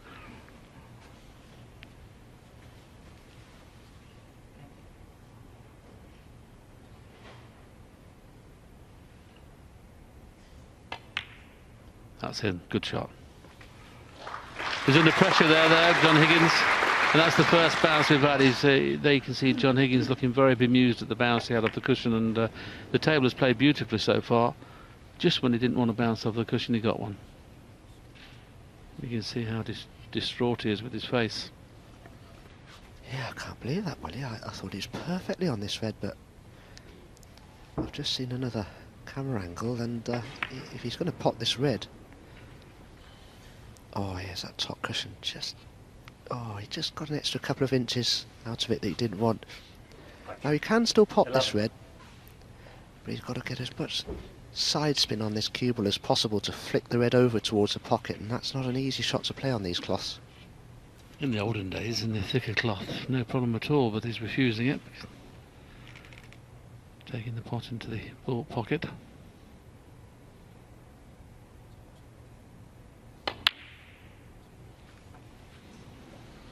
It's not happening for John Higgins at the minute, and when you consider he had a 90-odd% pot success rate, everything's going wrong.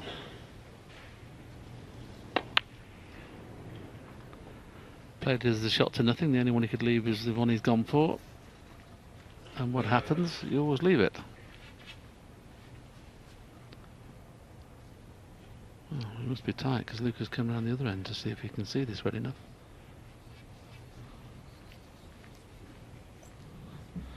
He can see enough of it.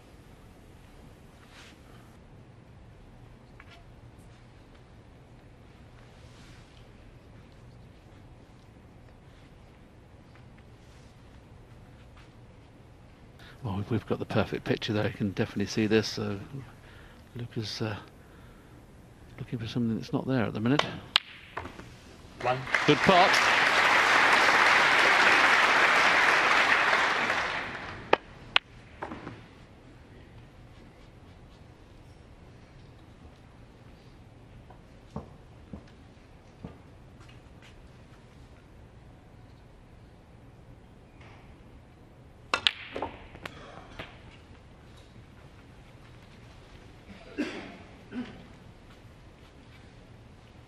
8.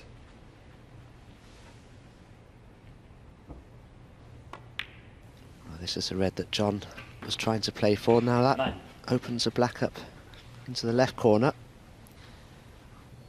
And shortly will be available in both pockets when Luca gets onto the red next to the black next.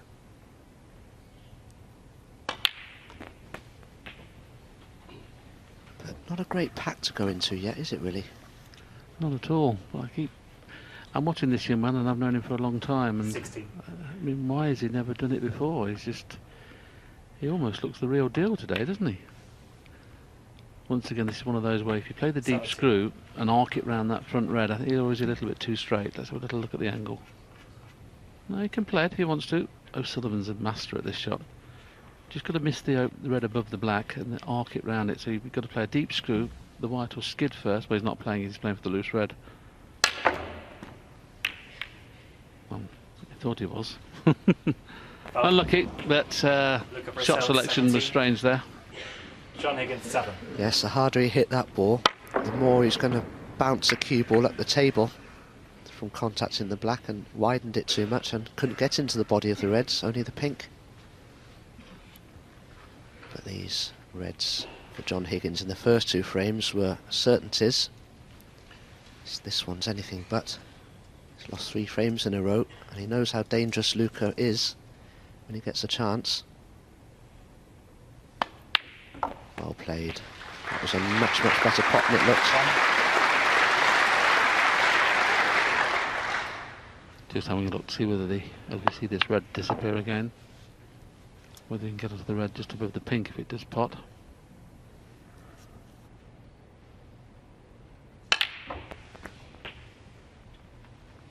Perfect.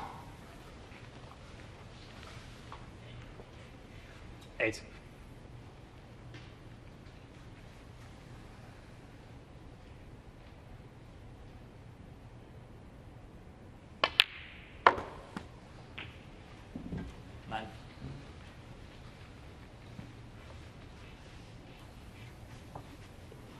There's enough room here just to kiss the outside red, just down one in the opposite corner, but that red might stay in the way, so even if he gets the kiss right, he's only going to be pushing one red into the balk area, and somehow he's going to hope the other red just pushes through a little bit so he can see the desired red into the opposite corner. Not bound to be on this. Played it nicely, well done.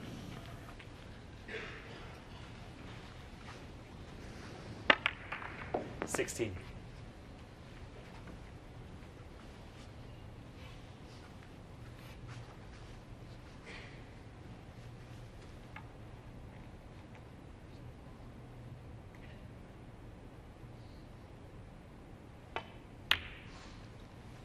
$17.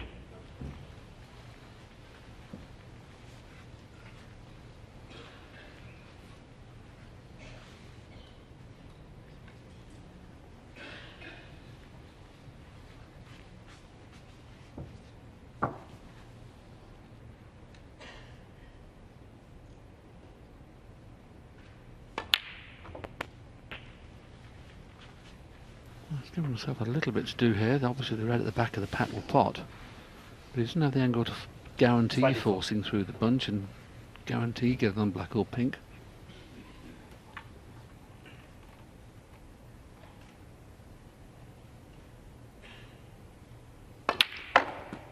So purposely playing up for blue or bought colour, 25. and it's just turned out to be absolutely perfect. And this is a real chance now for Higgins to get back into this match, because it was drifting away from him. If Luca had gone 4-2 in front, you could have seen Breathel winning. But 3-3, I'm not so sure.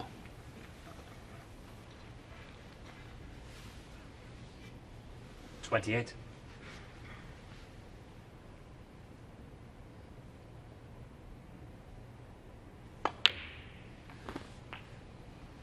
$29.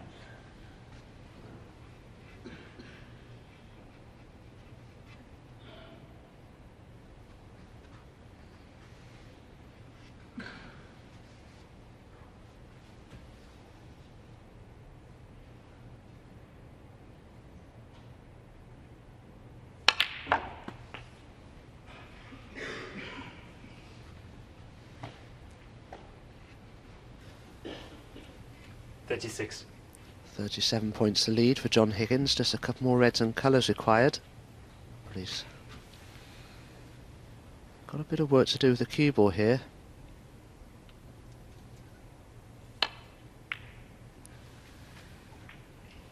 Oh, that bounced a little bit quicker than John was hoping. Now, if he's on a straight blue to the green pocket, he'll be happy enough.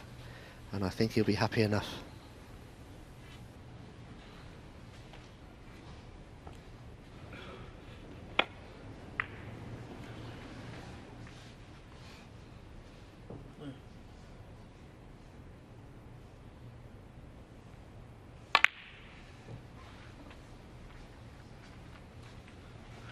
A little bit short, makes this missable, this red. 43 points in front, 59 on. 42. If the red goes in, he's going to win the frame. It's not a certainty.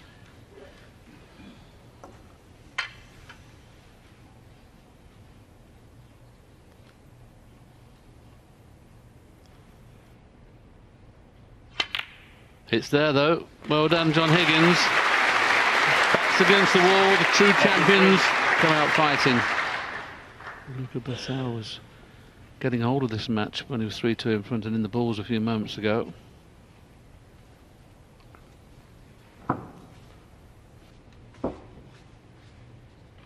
Well, if he pots a black, he'll be 51 points ahead with 51 remaining. There's pressure on this. He's missed it, would you believe it? So close to that side cushion. True cueing there was John's difficulty. And possibly the fact that that red was going to be on into the left centre added a bit more pressure on this. You only just missed it. There was nothing really wrong with missing a shot like that. It's difficult. And it is missable. 1. But can Luca really make John rue that missed black by mounting a clearance here? If he pots the green, he'll be 40 behind with 43 remaining. That won't be a problem because pink and black are in good positions. All about position on these two remaining reds.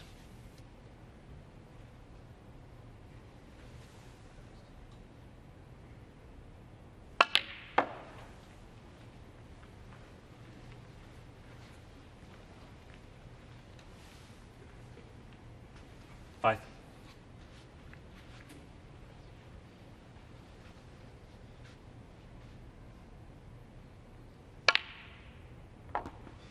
6. Can't really get close enough to this red to make it a certainty because he's coming across the face of the pink. I don't know whether he could hit it thin enough to move the red, but with him being such a good player left-handed, as long as he didn't go off in the middle, there's nothing wrong with just leaving this red distance. Can't quite tell from here how thin this black is, where the cue ball is guaranteed to finish, so he's probably just playing past the middle pocket. He needs to be able to reach it. Doesn't particularly want to use the rest, but he's going to have to. 13. Now, just screw back. The blue would be the guaranteed choice.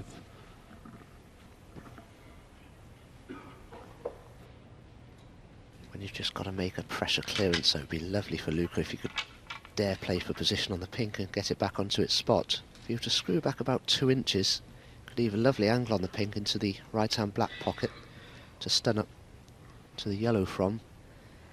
But as Willie says, he may well let to screw back here for the blue. Pink's not that bad anyway where it is.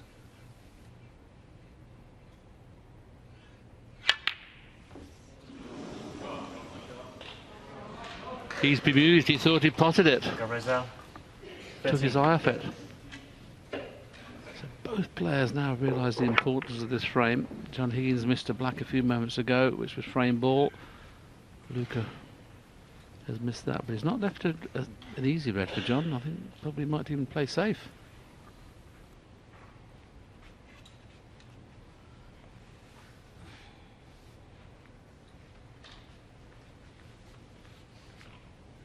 Well, he's looking at the potting angle. He's going to be taking the pot on. It is frame ball.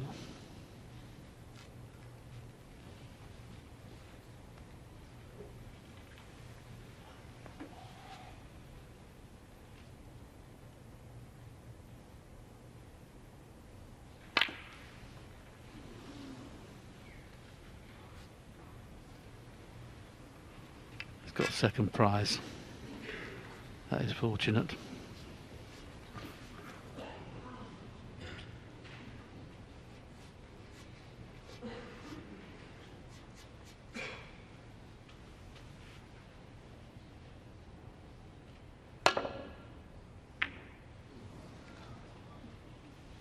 Now is it Luca's turn to be lucky?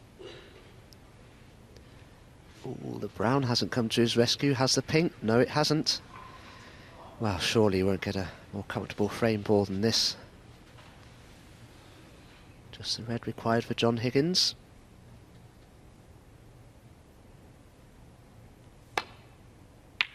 And it goes, so it's looking like 3-all at the moment.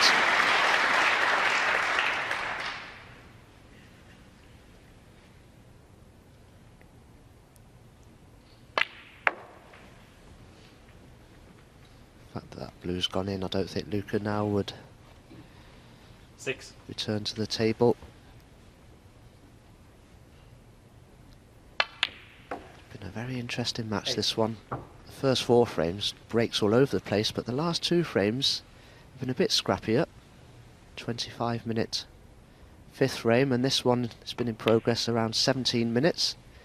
Well, he's missed a green. Will Luca return to the table? He will. I'm very surprised. 4 snookers required.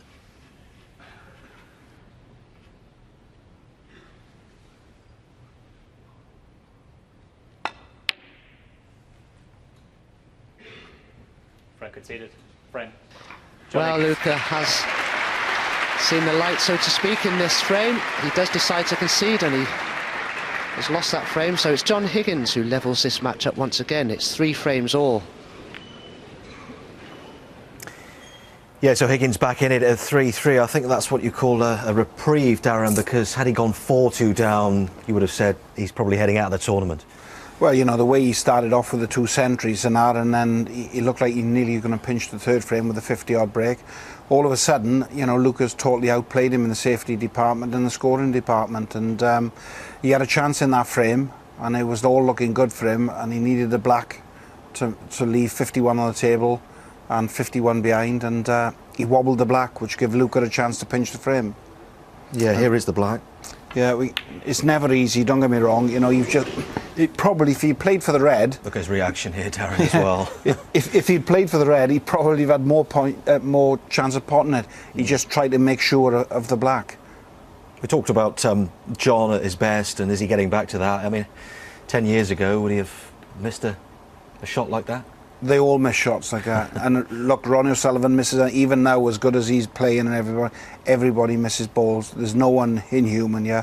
All balls are missable, especially under immense pressure. You mentioned frame 5, Luca won the safety battle, didn't he, there? And then this frame just gone, there were a series of missed opportunities, weren't there? We had Bresel's pink potted by mistake, then we had Higgins missed black, as we've just seen, and then Luca with a misread. Well, yeah, you know, he looked like he was going to clear up. He was all looking in. He thought, oh, John Higgins he'll be gutted. And as we can see it by here now with the red, like Willie said in the commentary, if that cue ball had gone a couple of inches more to the left, he could have swapped hands, because he's very competent with his left hand. He thought he'd potted that, funny enough, for the rest, but it went safe. John Higgins then went for the red, and it has to be said, very, very fortunate. Good moment for Higgins just to take a little breather and come back at 3-3. So let's see what happens from here. It's nicely poised, isn't it? Let's go back to Willie and Dominic. Very nicely poised. I mean, we wouldn't have thought this at the beginning of the match, that Luca would have been competing in all departments with John Higgins. Okay, as Darren mentioned, a couple of scrappy frames, the last couple. It was awesome, the first 4 frames. It was just, you can't get better snooker than we had in the first 4. But now the pressure is mounting every frame now. 1st to 6, of course, so still first win 3 frames from here.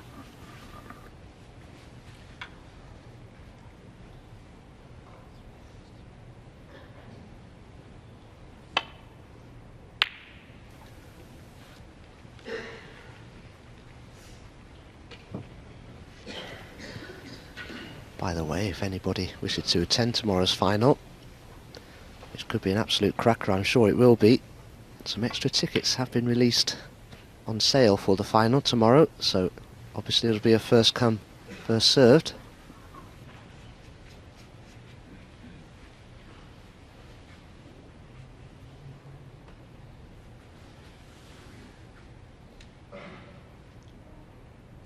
Yes, it's been sold out for the last month or so, but they've put some extra seating on the left-hand side. It is now the one-table situation. It's a wonderful arena now, with being covered from all sides, the public. Very good part again. Could have done with this cue ball coming back an inch, but that's not too bad. He can still play the yellow. Of the two of them, Luca's long game looks better than John's today so far.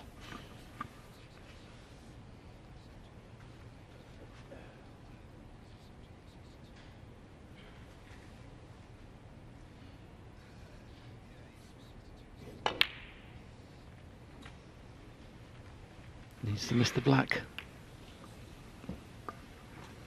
If he missed the black, it was perfect. 3.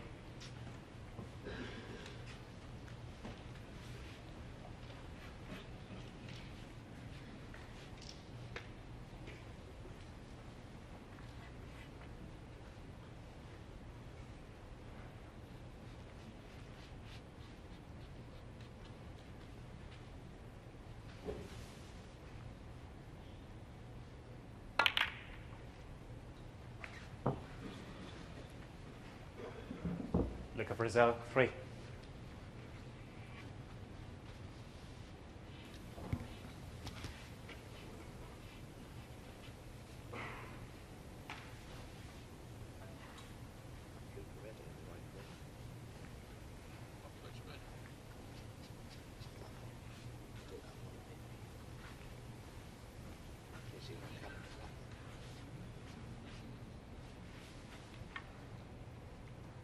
This has got to be very fine, isn't it, if he's trying to get back into balk.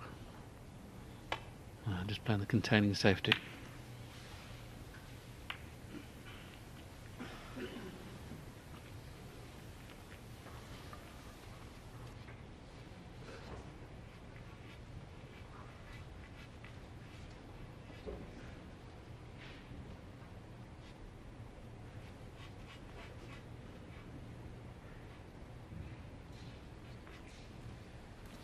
Playing safe with the two reds on the right hand side is no problem, but of course the balk colours can be in the way, brown or yellow, because he'd like to get tight on the top cushion.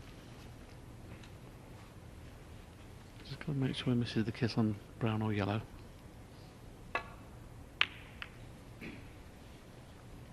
It's amazing how big those balk colours are when you're trying to miss them.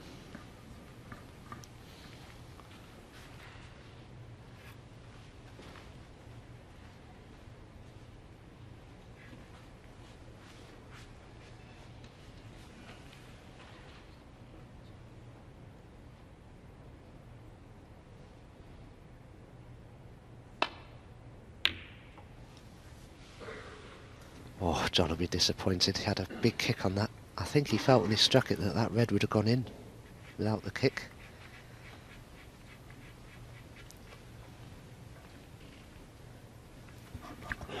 Yeah, we've not had many, have we? I mean, there's been 10 a frame sometimes earlier on in the week. Oh, all of a sudden Luca's started to miss a couple of long ones now. The cue ball is running free. John Higgins, 4.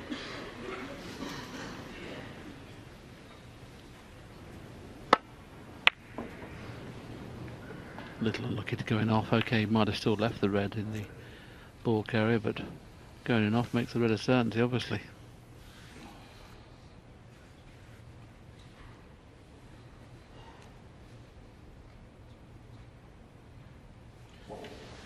Looks like he's decided to play for the black straight away, but if he doesn't get on the black nicely, he's obviously going to have the blue there as well. 1.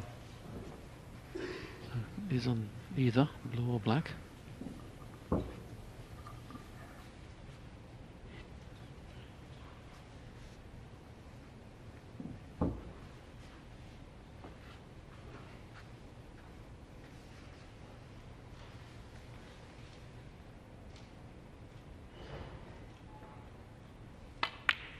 John's got a few of his close friends in attendance. It's a long way from Scotland, but a couple of his close friends we've been following for years. George Montgomery's not been in the best of health, but he's back with us again now, watching John. He's up in the balcony. been a fan of John Higgins for many a year. I was a big friend of John's father, who unfortunately passed away a few years ago. John's father always used to be with him at the tournaments. Never used to miss a match. 7.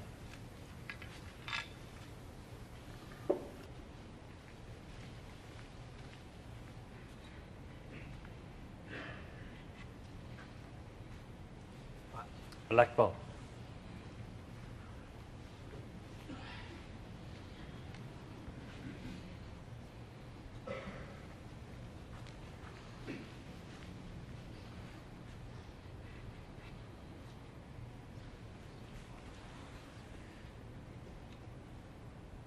Looks like he's going to play a little screw shot here to try and bring all the reds into play, knowing that he's got the red that's nearest to black as well. He's just bought the one red. Didn't catch it full enough, so he's lost the white slightly. Thought he was going to screw back into the pack there to still leave this red. 14. The brown and yellow being out of play, doesn't have too many balls he can get on here, only green or blue. Yes, I'd love to get on the green to go into that pack of reds. They're perfect. But 15. well, he was able to hold for the blue. Obviously, going into the pack of reds from the blue, you can't really miss them. On the green, you could. It's a strange little pack to go into here, because normally you aim for the pink, but that wouldn't be the right ball to cannon in this case. He did cannon the pink, and he may have been a little lucky there to be on a red. Could have easily gone wrong. 20.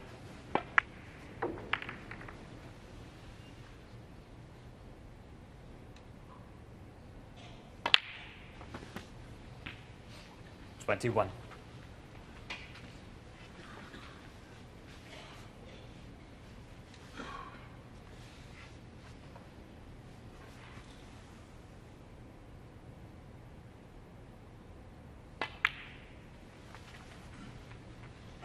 It's amazing how many frames have, after kind of 8 or 9 reds have disappeared, 26. this little cluster seems to have been there all the time in every frame.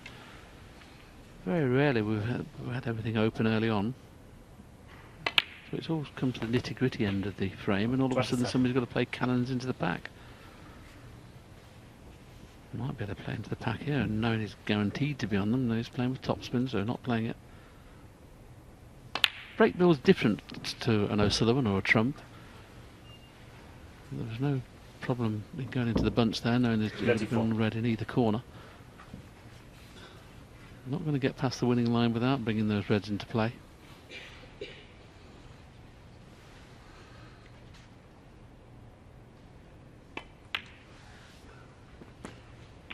$35.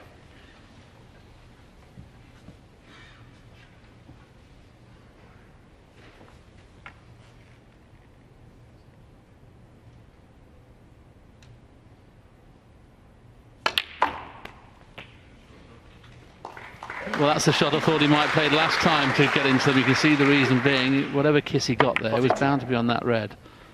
It couldn't have worked out better now. He's got them in perfect position. Red's available now after this in both corners. Yeah. Very unlike John not to win the frame at this visit. Got a slight bad contact there.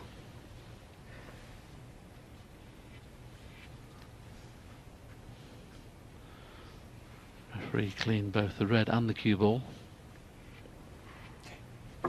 See it bounce, just takes the pace out of the ball. Still perfect.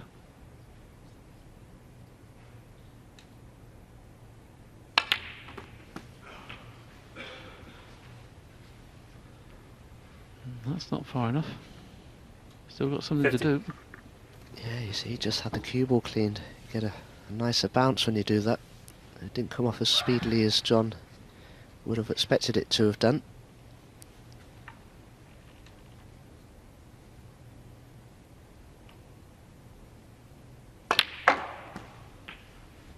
I'd like a little bit more action on that cue ball there. It sort of stunned into the reds and stopped.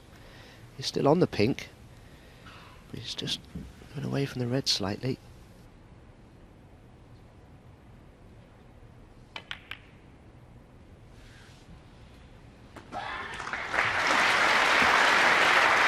That was helping there, of course, because the red was in the 7. way just to slow the cue ball down.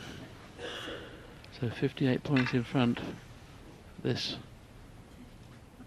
red colour, red, to be guaranteed of taking a 4-3 lead.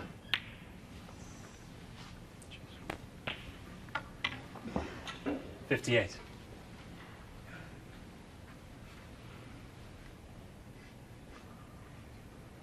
Which is John Higgins' highest break since the third frame, where he made a break of 52 and actually lost that frame. Never made anything at all in the next two frames. Break of 43 in the last frame.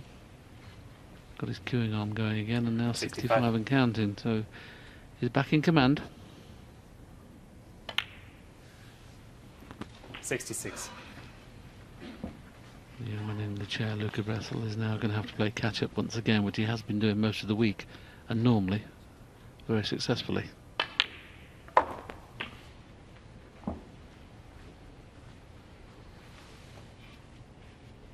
$72.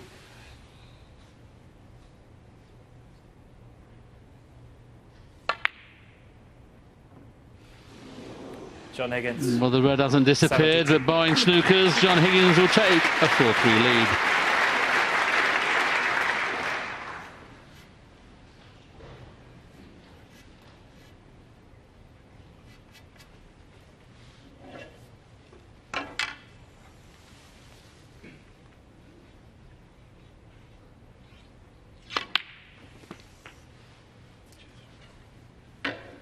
One.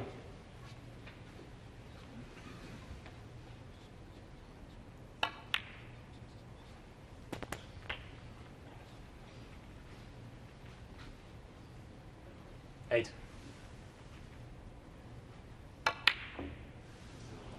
Luca Bresel, 8 frame. John Higgins. Well, decided to concede, so John Higgins will be a pretty relieved man. He lost 3 frames on the trot, but he just won 2 on the trot, and he now leads 4-3.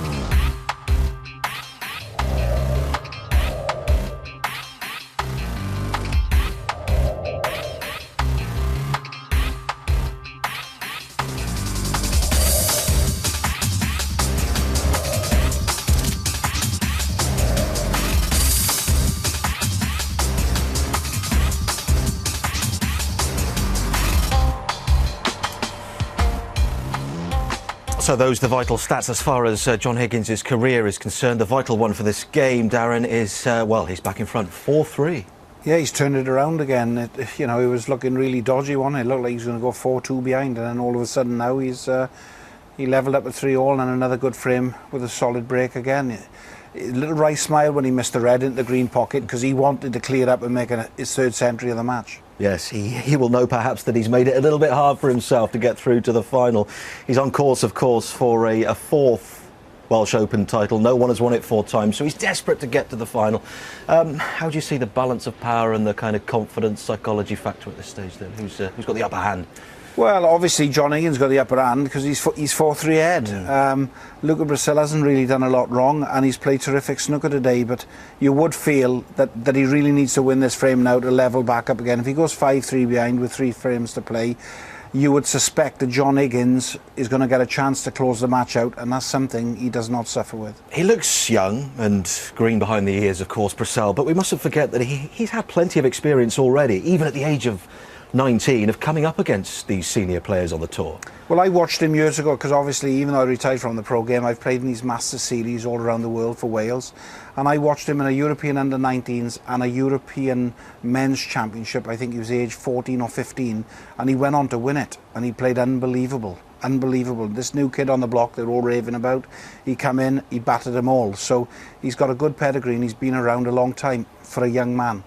As for Higgins, I mean, he was in here yesterday and he was refreshingly honest about, even at winning 5-1, he wasn't happy with the way he played. How do you feel he is doing today overall? Well, it's a different John Higgins today. I mean, he's looked very, very good, like his old self. He's lost his frames, not through bad play, simply because Luca Bresel has played so well against him and he hasn't gone away. Yesterday was an hard match for John Higgins because they're big friends and it was a big opportunity for him. Well, Bresel's on his way back in. We talked about Mark Williams, and he might never have a better opportunity to get another Welsh Open title. Higgins will be feeling something similar perhaps this year. Well, yeah, you know, you could have a final with the two rookies you could see in the final, or you could have I don't think they'll mind me saying, two old-timers in the final. It's going to be, whichever way, it's going to be exciting. I'm sure they won't. Let's return for the, well, to see what happens, see how it pans out. Higgins, 4-3 up. Yes, getting very interesting now as we head towards the climax of this best of 11 frames match. John now just needs 2 frames for victory and a place in tomorrow's final. Luca needs 3, but it's a very close match, still difficult to call.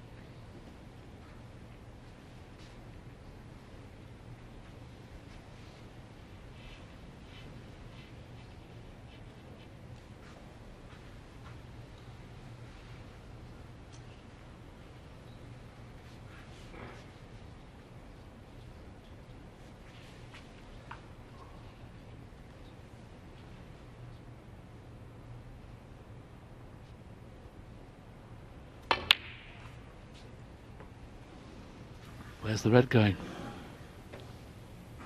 Needs a bit of help. And he's got it. That's fortunate.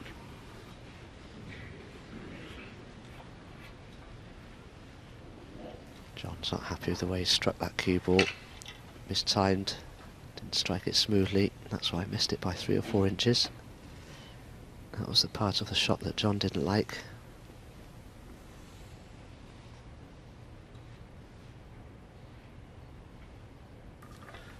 Yeah, Luca can overthink a little bit there. Just the key thing there was making sure you get a good cue ball.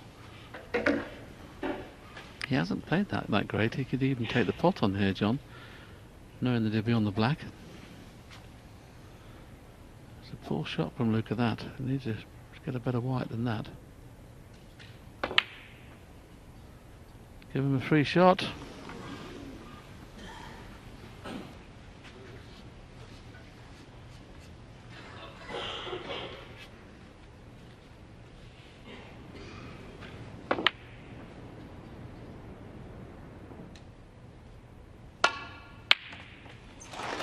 Well, he gave Higgins a free shot, but it didn't turn out to be that. Oh, and look, he's Luca, unless he can pot the pink. He can't really get the good safety shot, so he may have to take the pink on.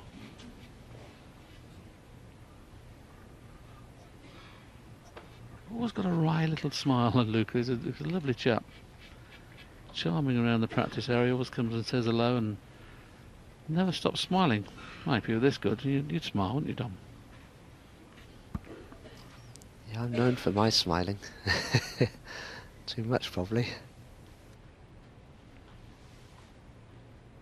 As he decided to risk the pink in the middle.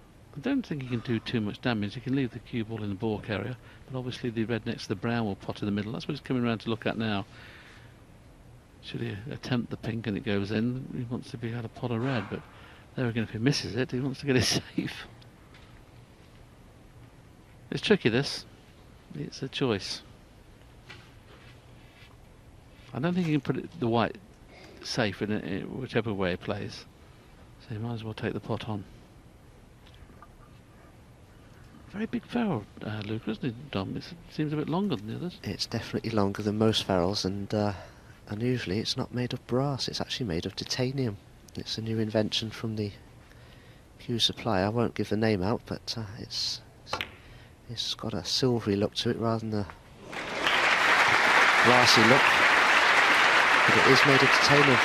What a great pot that was from Luca. As you say, Willie, couldn't see a decent safety shot. Played it beautifully. I thought he might play it and leave the cue ball in baulk, just to make things awkward in case he missed it, but right into the heart of the pocket. And just to digress a little minute, Tom, I've never seen... Oh, look, he got a kick there, I think. I think he got a bad contact. Luca Bresel, 7. He'd have been so delighted to see the pink go in. Of course, he may have played that a little bit carelessly. Yeah, it just squared up on him. Going quickly, while we've got a couple of minutes, Tom. Does any other player play with the titanium, and does that affect the throw with it being titanium and not brass? Let me start on that, Willie.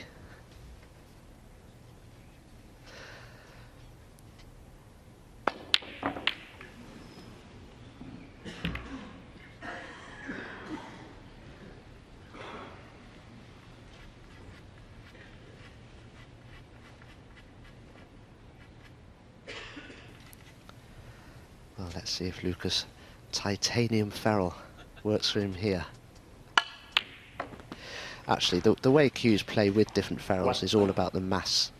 The ferrule, you only have a ferrule on the cue to protect the actual wood from actually, when you're filing or putting on a new tip using different abrasives and things. So you need a ferrule. It just stops a sandpaper or file just from scratching the end of the wood. And it actually does stop the end of the wood from mushrooming, so you need that brass ring or titanium ring in Luca's case. But yeah, I mean, it all creates mass. It's a very hard, dense material, metal, of course, much more so than the wood. So it does have an effect 6. on the way a cue plays, certainly with side spins and the like. I wish I'd have asked. 7. So do I.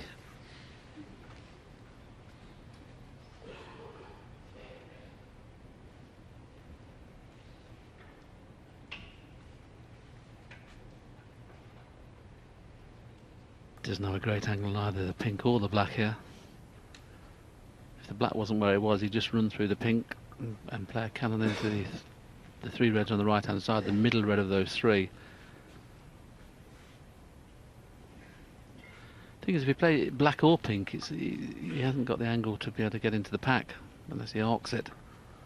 Because he's going to have to miss the kiss on the black or miss the kiss on the pink, whichever one he decides to play. So there must be one of them available in the middle, obviously. 13.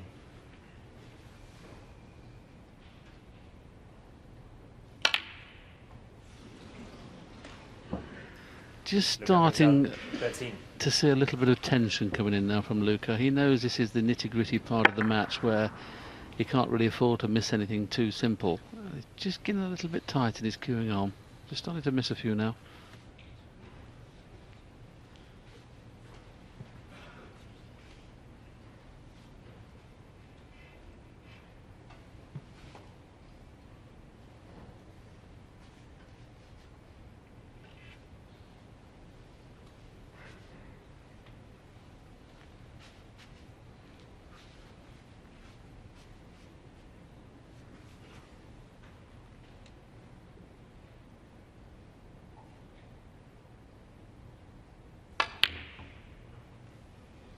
One.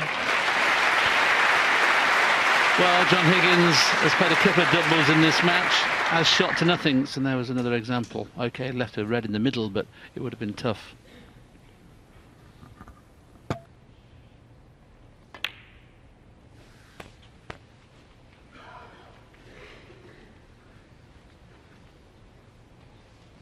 Seven.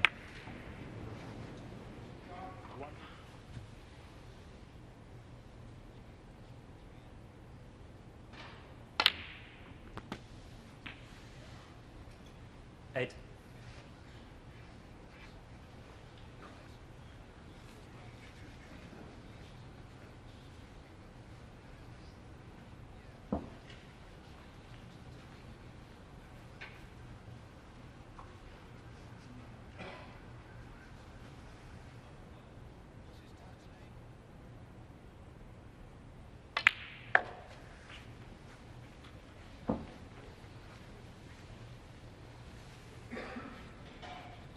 Thirteen.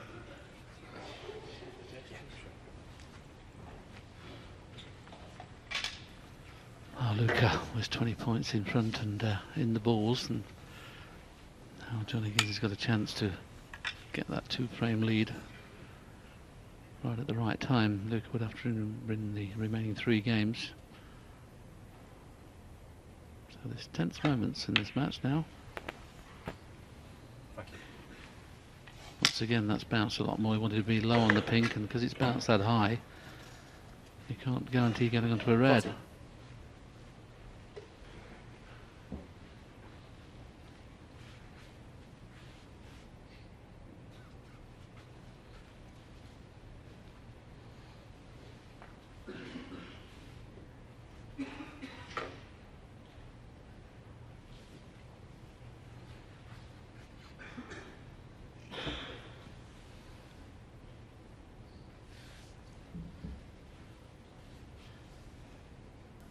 Does he have a plant in the middle? It must be very close. He's having a third look. It must be on, so he's taking the pink just to leave that plant in the middle.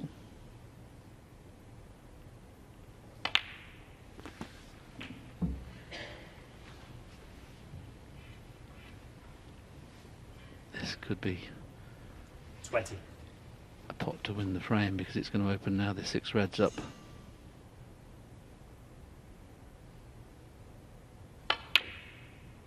It's there. He hasn't opened them up great though, so he still has another shot to play. I think he'll have to play for the red next to the green here. Because if he rolls it and he kisses the black, so he's going to have to play it at pace, which means the only one he can play for is the one near the green.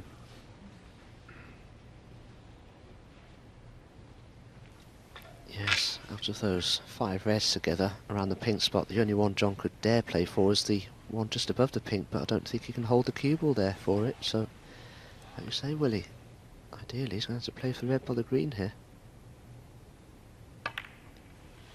Well, I don't think it's reached, and it wouldn't have gone in anyway. John Higgins. Let off for Luca 21. Bresel, and I think he can just about cut that red in, the one by the green.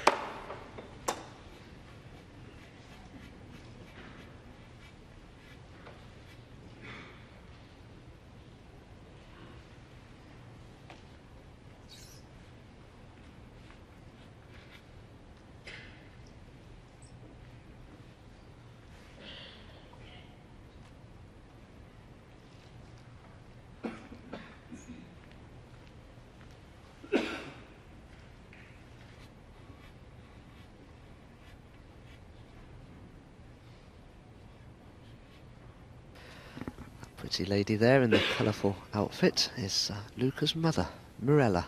Don't know where Carlo is, her husband, but I'm sure he's around somewhere, probably in the players' lounge. I always see them with Luca in the PGC events and around the tour. Lovely people, they really are. Plenty of mileage here, just playing any cannon. If he gets any of the front 2 reds, they're just above the black there, either one of those reds is bound to leave a red at least in the middle, because all those reds are in the way of one another, so just didn't have to play a hard cannon, just play it delicately. Guaranteed to have one in the middle.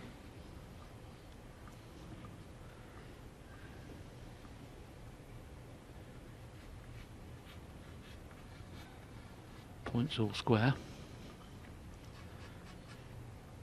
I think if you play it hard you can end up losing the white. You don't want to do that, you want to keep the white at this end. That's the one that pots in the middle. Oh, the middle one of the 5 must pot. Doesn't look like it from the commentary position, but you can see when we show you this camera, it pots easily.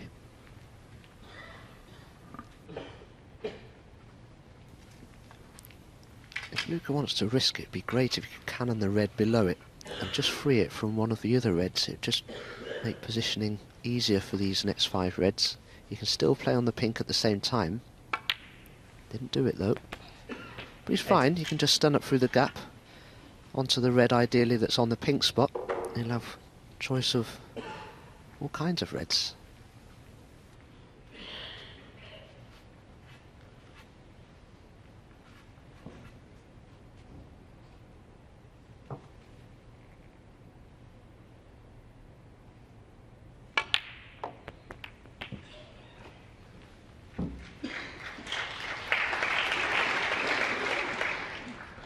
14.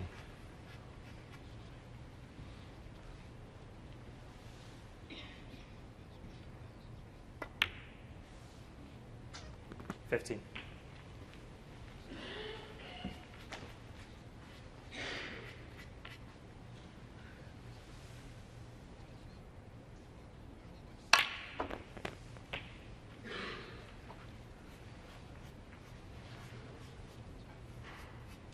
21.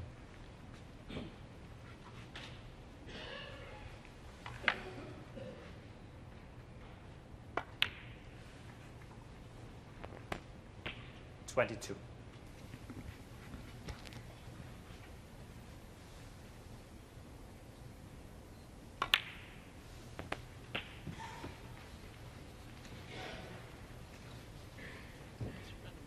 28.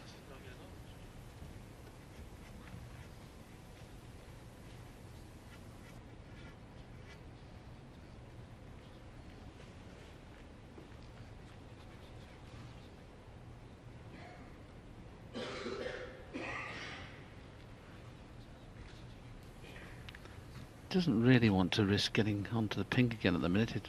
He'd like to get at the top end just in case the kiss doesn't work out in a couple of shots' time on those two reds. Mind you, he's overhit that by a mile. There's the wry smile again from Luca and the shake of the head. Okay, he can pot the black, but he's going to have to play the red in the middle.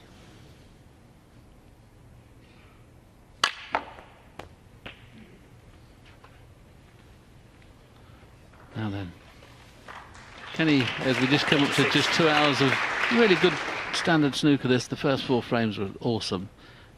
It's been very good since then, but not quite as good as the opening 4 frames.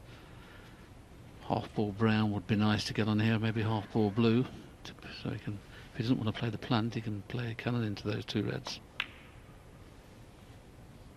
I'm surprised he's played for the black. 37. He must fancy the plant.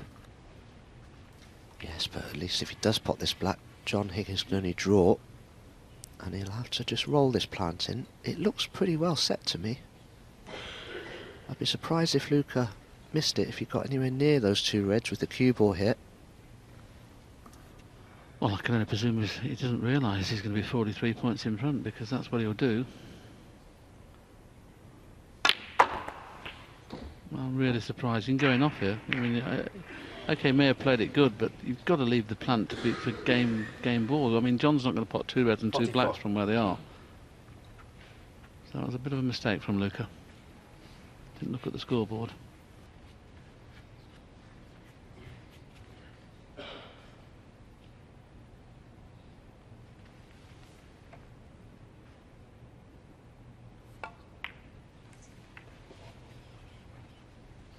Luca Bresel, 44. Good shot though from Luca. John Higgins would love those 2 reds to be down this top end of the table. But if he plays this really well, he may be able to snooker Luca here. No. No pot on, but Luca's got a good chance here to keep both reds up that end of the table, and he can maybe come off 2 or 3 cushions in behind the pink here.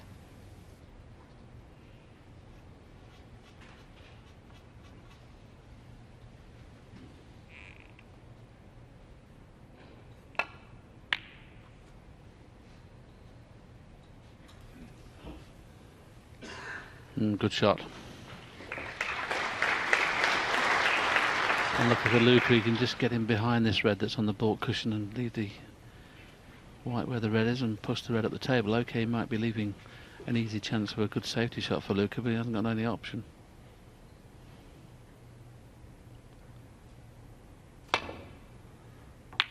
See, the problem is now Luca should snooker him. But he doesn't really want to put the red at this end, but he's got no choice. He's going to have to play to put the red at this end of the table. Now don't try and be too clever here, just make sure you get both object ball and cue ball safe. It's not so important to get the snooker, even though he should do.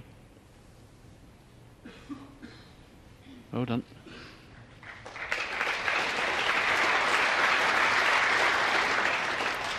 Yes, this frame could hinge on this next shot from John Higgins, the escape of 2 cushions. First thing he's got to do is hit it to red, otherwise he'll need a snooker himself.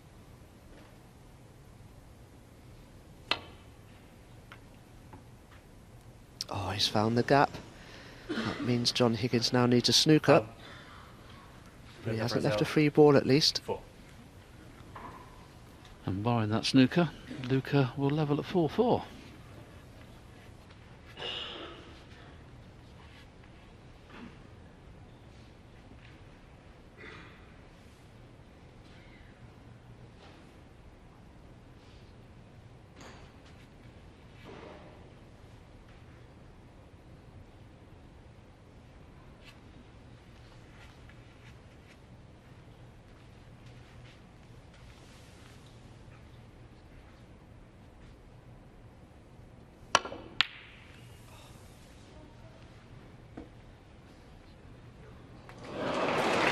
Well, that's a bit of good fortune, but it was almost certain to win this frame.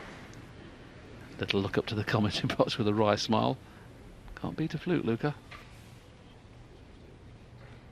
And just to rub salt into the wounds, he snookers John Higgins, who has decided as a result to concede the frame. So, we're back all square. It's 4 frames all.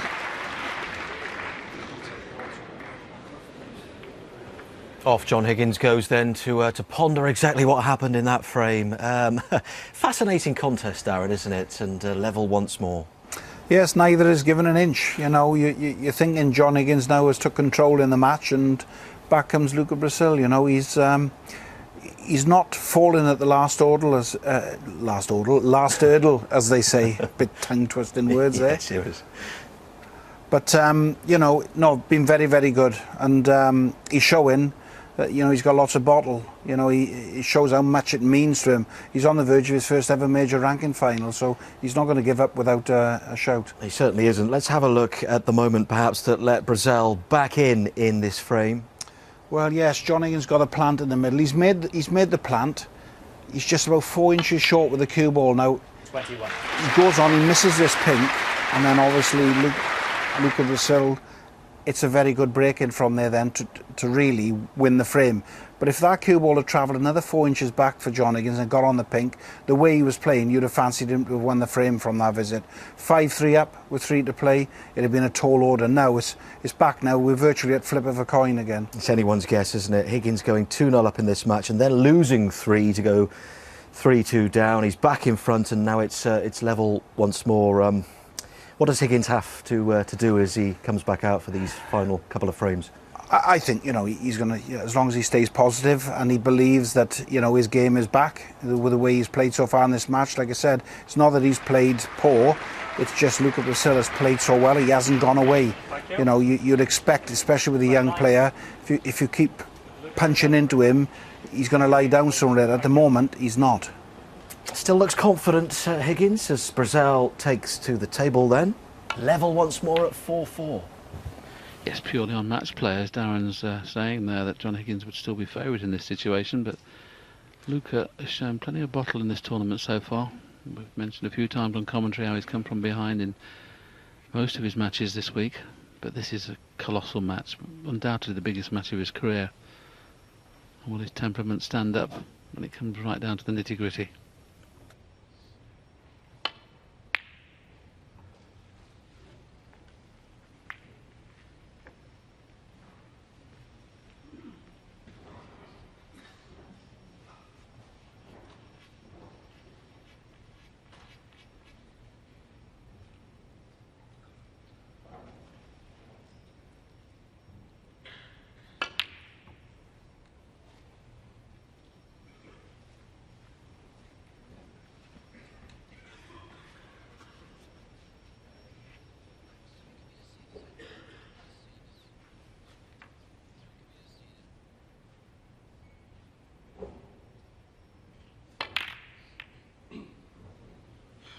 That's an aggressive safety shot, isn't it?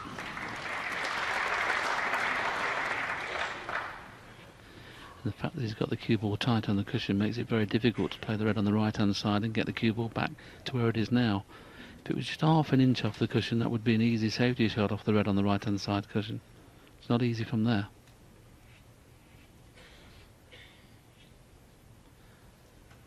still think he's going to have to play that red and probably QI and try and dig down on it. Can you see another shot, Dom, that's straightforward? No. I'm looking. You'd play that, wouldn't you? The one on the right-hand side. Just try and get the That's- cue ball somewhere where it is now. Yeah, that's his only opportunity to try and get the cue ball back behind the black spot. But the problem is with that, jacking the cue in the air, you bounce in the cue ball and you just don't quite know what reaction you're going to get off that red. Sometimes it can absolutely fly back off it. I think it's just going to roll into it, actually. I don't agree with that shot because you're giving John too many options now. He's left pots on as well. Well, he's left the pot in the middle. I mean, if you're going to play that, get the cue ball tight on the cushion. Don't leave the cue ball off the cush. And that was a very careless safety shot.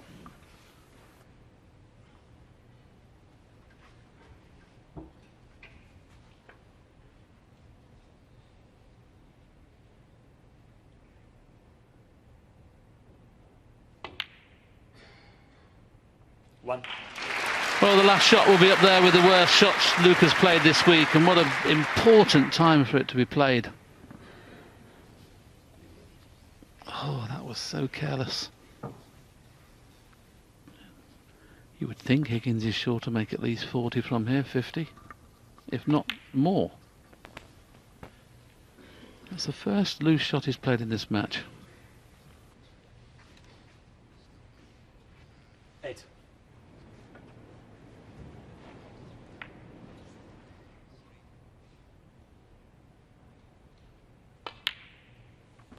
Nine.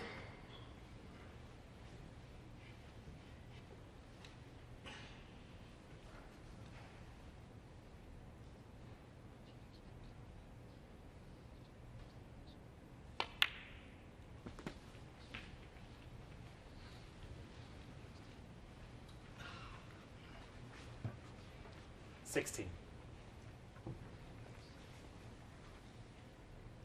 John Higgins will know more than anybody how important it is when a player's play a bad shot. If you can punish him and win the frame, the player's sitting in his seat thinking what a stew, and it's stewing in his mind, and that's what Higgins knows.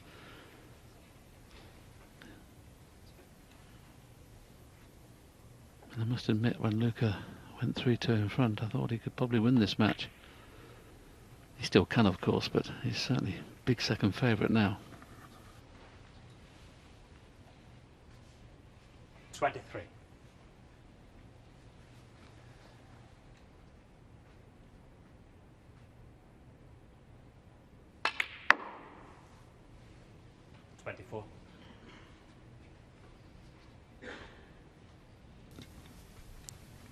Well, it appears to me that the pink's on or very close to its own spot, so I don't think it will be out of commission if he pots it here. No, it's going to be okay. Yes, John, like all the great players, will recognise ways to deflate his opponent, especially when their opponent's just made a bad tactical error.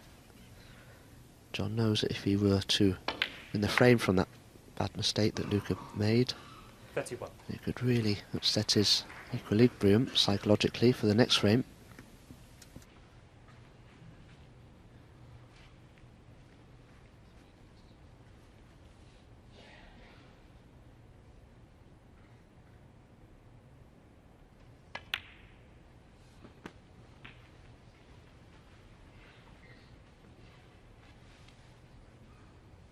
$38.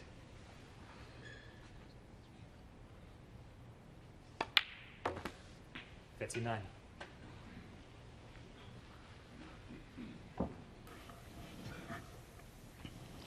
Slowly but surely running out of reds to get on nicely, and of course he'll need one more cannon, I think, on the 4 reds below the pink at some stage.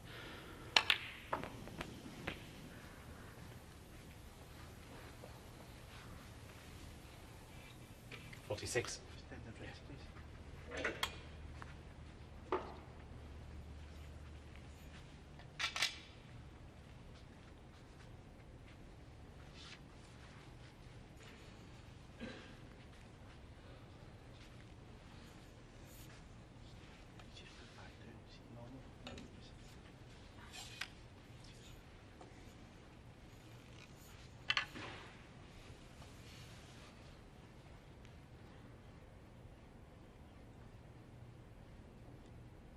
Natural angle, doesn't have to do much with the cue ball here. It's bound to go around the back of the black. Now, he's got the perfect angle to go into the 4 reds, but if he hits the front 1-4 ball, 47. may stick on it, so he's got to be careful. He needs to hit a half ball either side, doesn't matter.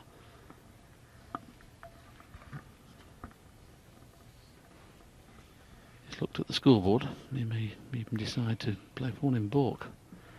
John Higgins' break build's different to any other player.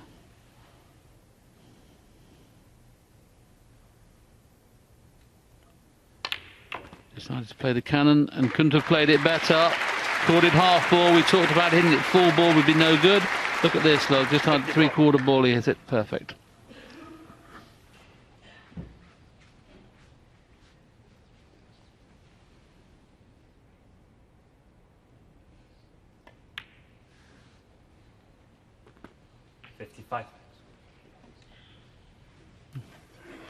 Well, Luca Bresel won 3 frames on the trot a little bit earlier on in the match. He's going to have to win 2 on the trot now because it looks highly likely that John Higgins is going to be 1 up with 2 to play. And he'll be kicking himself about that safety shot he played right at the beginning of this frame. It was nothing. It wasn't hard. 62.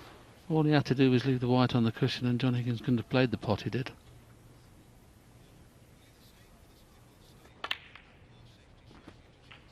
$63.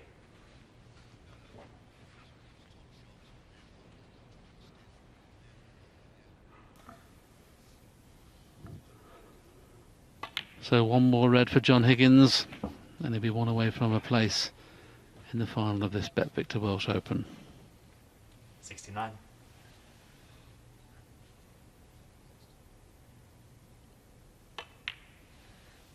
That's frame ball, and we now can concentrate on him getting his 3rd century of this match. When you consider he could possibly make 3 centuries and still only be 5-4 in front, just shows you how well Luca has played.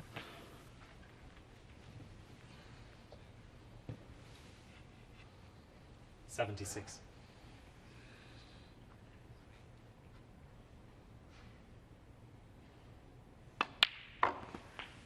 $77.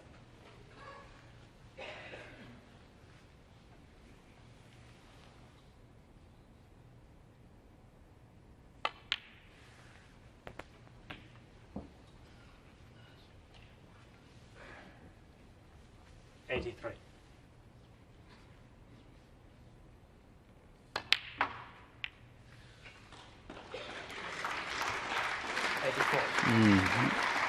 Great effort. And of course he can beat the highest break now, which is held by Luca Bresel at 140. It's going to be tough for those 2 reds in baulk to get above 140. He's looking at the scoreboard now, trying to work it out. That'll be a little bit of a kick in the teeth, isn't it, to not only try and beat Luca, but beat the highest break. 92.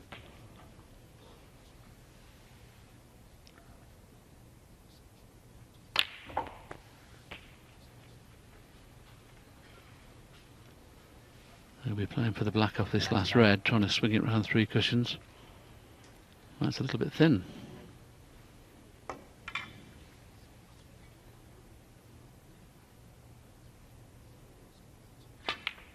Excellent, John Higgins. Another fabulous century break right at the right time when he had to go 1 up with 2 to play.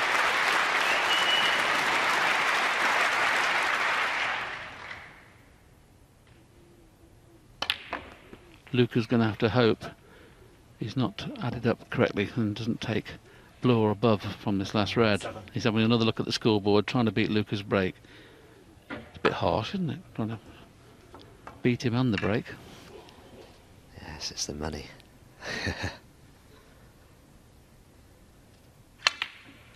Yes, he's well aware of the high break target of 140. 108. And Luca's sitting in his chair, look, laughing. He thinks, this is not fair.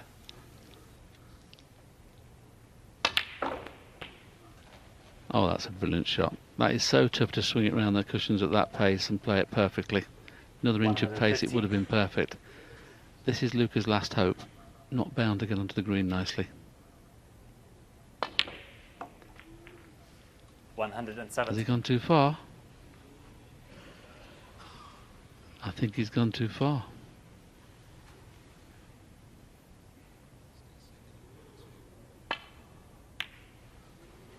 Well, he swerved it.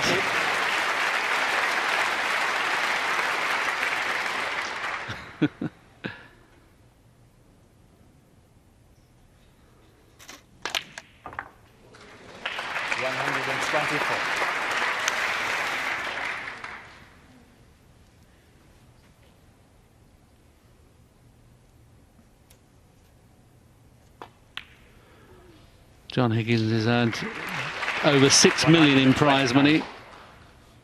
You think he'd leave Luca alone, don't you?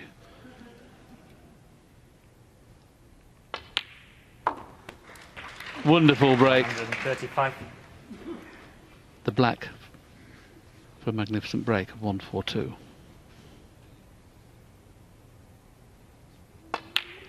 Oh, he probably took the smile. Luca sits in his chair, absolutely delighted he's missed the black.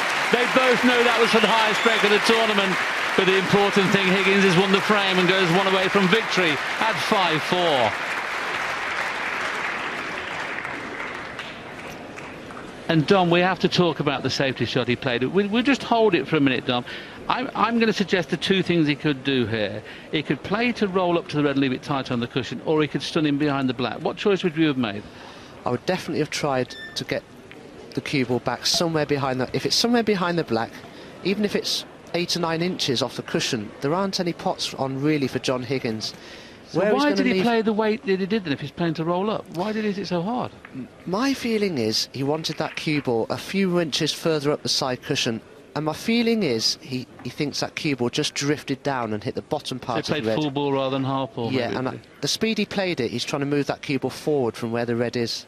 But then again, if he played it that way, he might have knocked the red on for a simple red into the middle pocket anyway. And of course we're going to get you a chance of showing the miss black here from John quickly before they break off. And of course this was for the highest break of the tournament. Hit it 100 mile an hour really, which I suggest. And Luke of course sitting there saying, I've still got the highest break. Thank you, friend 10. Oh, that's amazing, isn't it? John Higgins to break.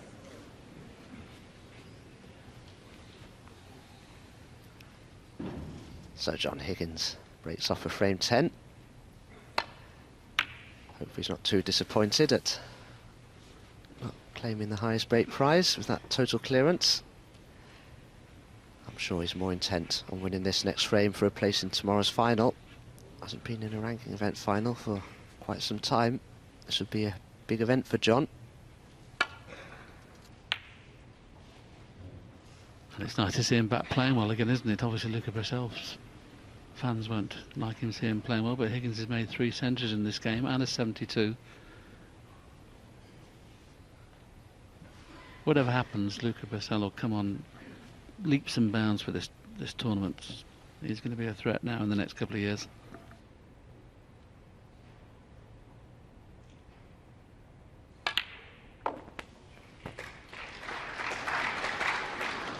One.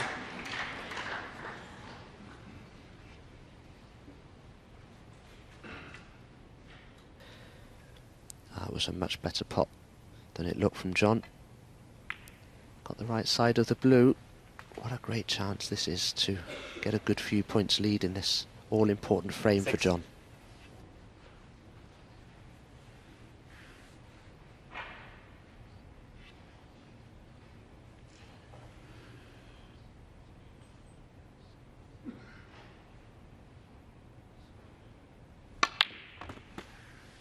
Well, I've got to be honest, I'm sure most of this audience here in this packed Cardiff Arena would have enjoyed this match, and we're seeing a new star emerge now. Fabulous arena.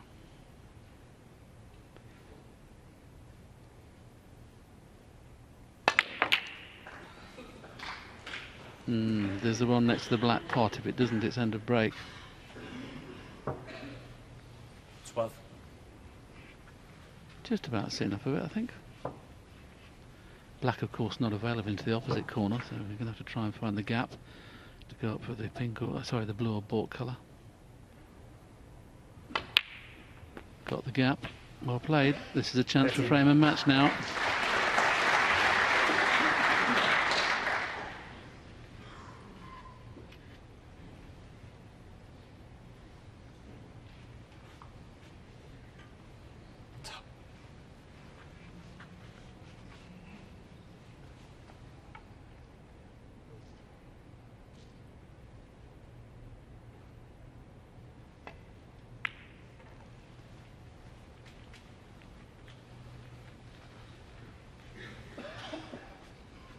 18. Well, the John Higgins of old would make this a frame and match-winning break. But because he's been out of the limelight a little bit over the last few years, there's a little bit more pressure on him than normally. He's not been in this position for quite some time. We've seen him miss the black 8 to make the ice break. Because he knew it was with ice break, he did it a bit hard. So there is a bit of tension out there. Well, a lot of tension, obviously, but the way that John Higgins is now hitting the ball, you could see him going over the line at this visit. 26. Playing for this red because he knows it'll free the black into both of its own pockets. 27. Well, you can't ask for a better chance than this. If anyone can hold themselves together under pressure, it's this man. Done it so many times.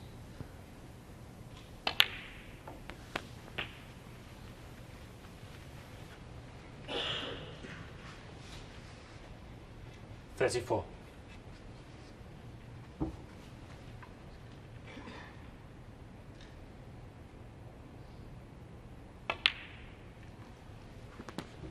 $35.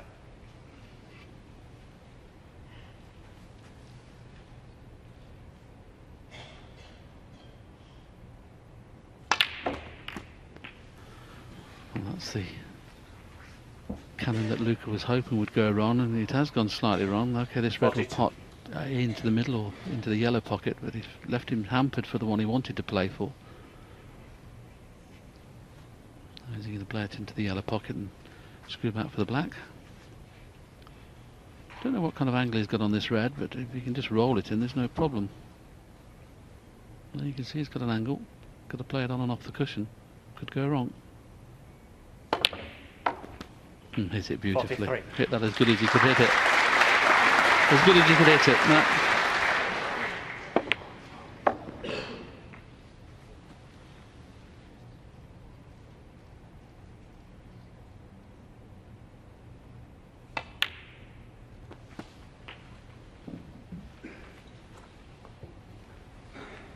Well, that was totally misjudged.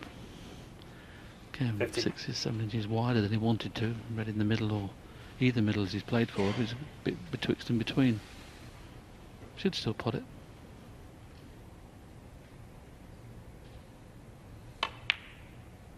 Yeah, very poor last couple of shots. He's played very poor, and that's what I was saying about John Higgins. Because he hasn't been in this position for quite a few years, there's a bit of tension still in the arm. Ah, that was very unexpected. He was going along so perfectly, and then those two last shots just appeared from nowhere. Well, Luca had to do a lot with the cue ball there. There was a lot of pressure on that. He would have known that if that went wrong, it could be his last shot, and it could very well be now. He's left a red on here for John. Yes, it may have looked reckless to people at home, but that was the only way he could play that shot. He had to risk going through the pack.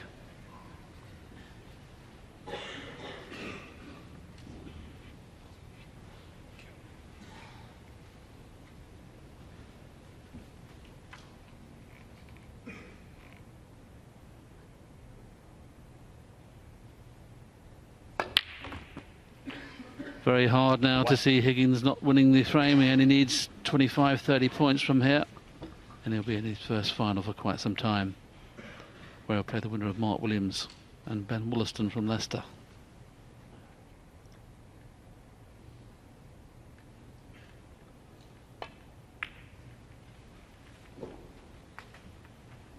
Still, you see, when you're under the pressure, you can amazing how hard, or how poorly you can play the shot. Sometimes you overrun that by 6 or 7 inches.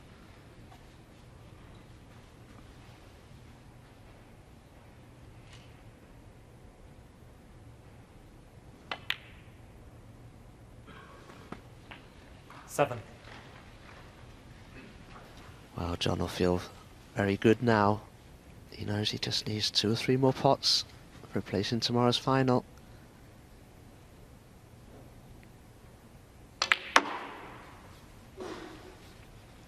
Oh, it's still not straightforward, would you believe it? 12. Once again, you can see the tension in his face, the tension in his arm there. I didn't get the desired run through off that cue ball.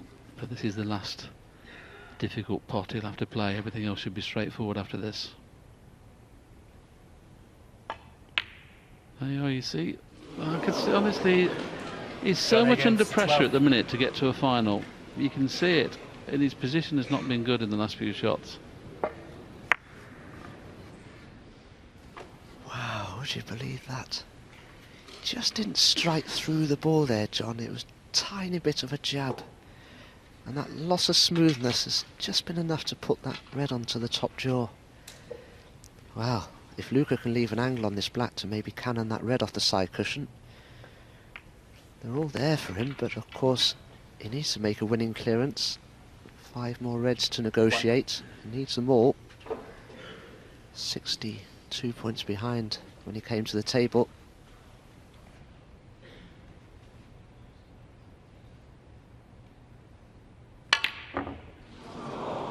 Oh, what a shame the match probably had to end in such a way where Luca's missed an easy ball, because he's played such an important part in this match. John Higgins just needs this red.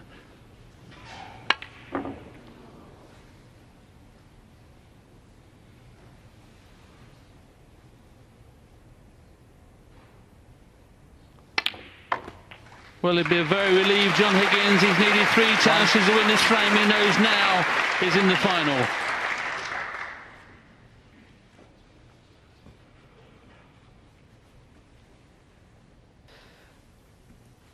Well, it's been a tremendous tournament for Luca Bressel. He's needed it because he was provisionally off the tour at 66 in the rankings. He must be very proud of himself, I'm sure. His parents are too.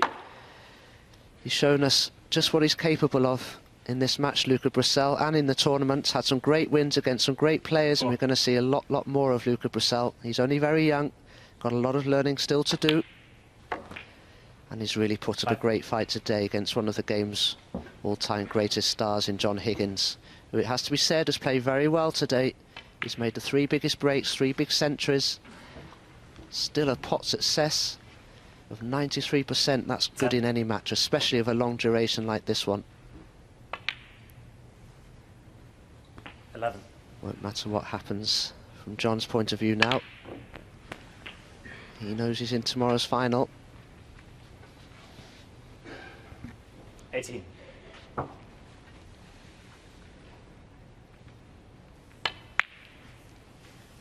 Well, it's all easy now, isn't it? Breaks of 101 and 137 began this match for John Higgins in fantastic style. Made 135 total clearance almost in the last frame to go 5-4 ahead. Well, it doesn't matter now. What a great match. Everybody's been entertained royally this afternoon. A fantastic standard of snooker, but it is John Higgins who takes his place in tomorrow's final by beating the young Luca Bressel, a new star from Belgium, by 6 frames to 4.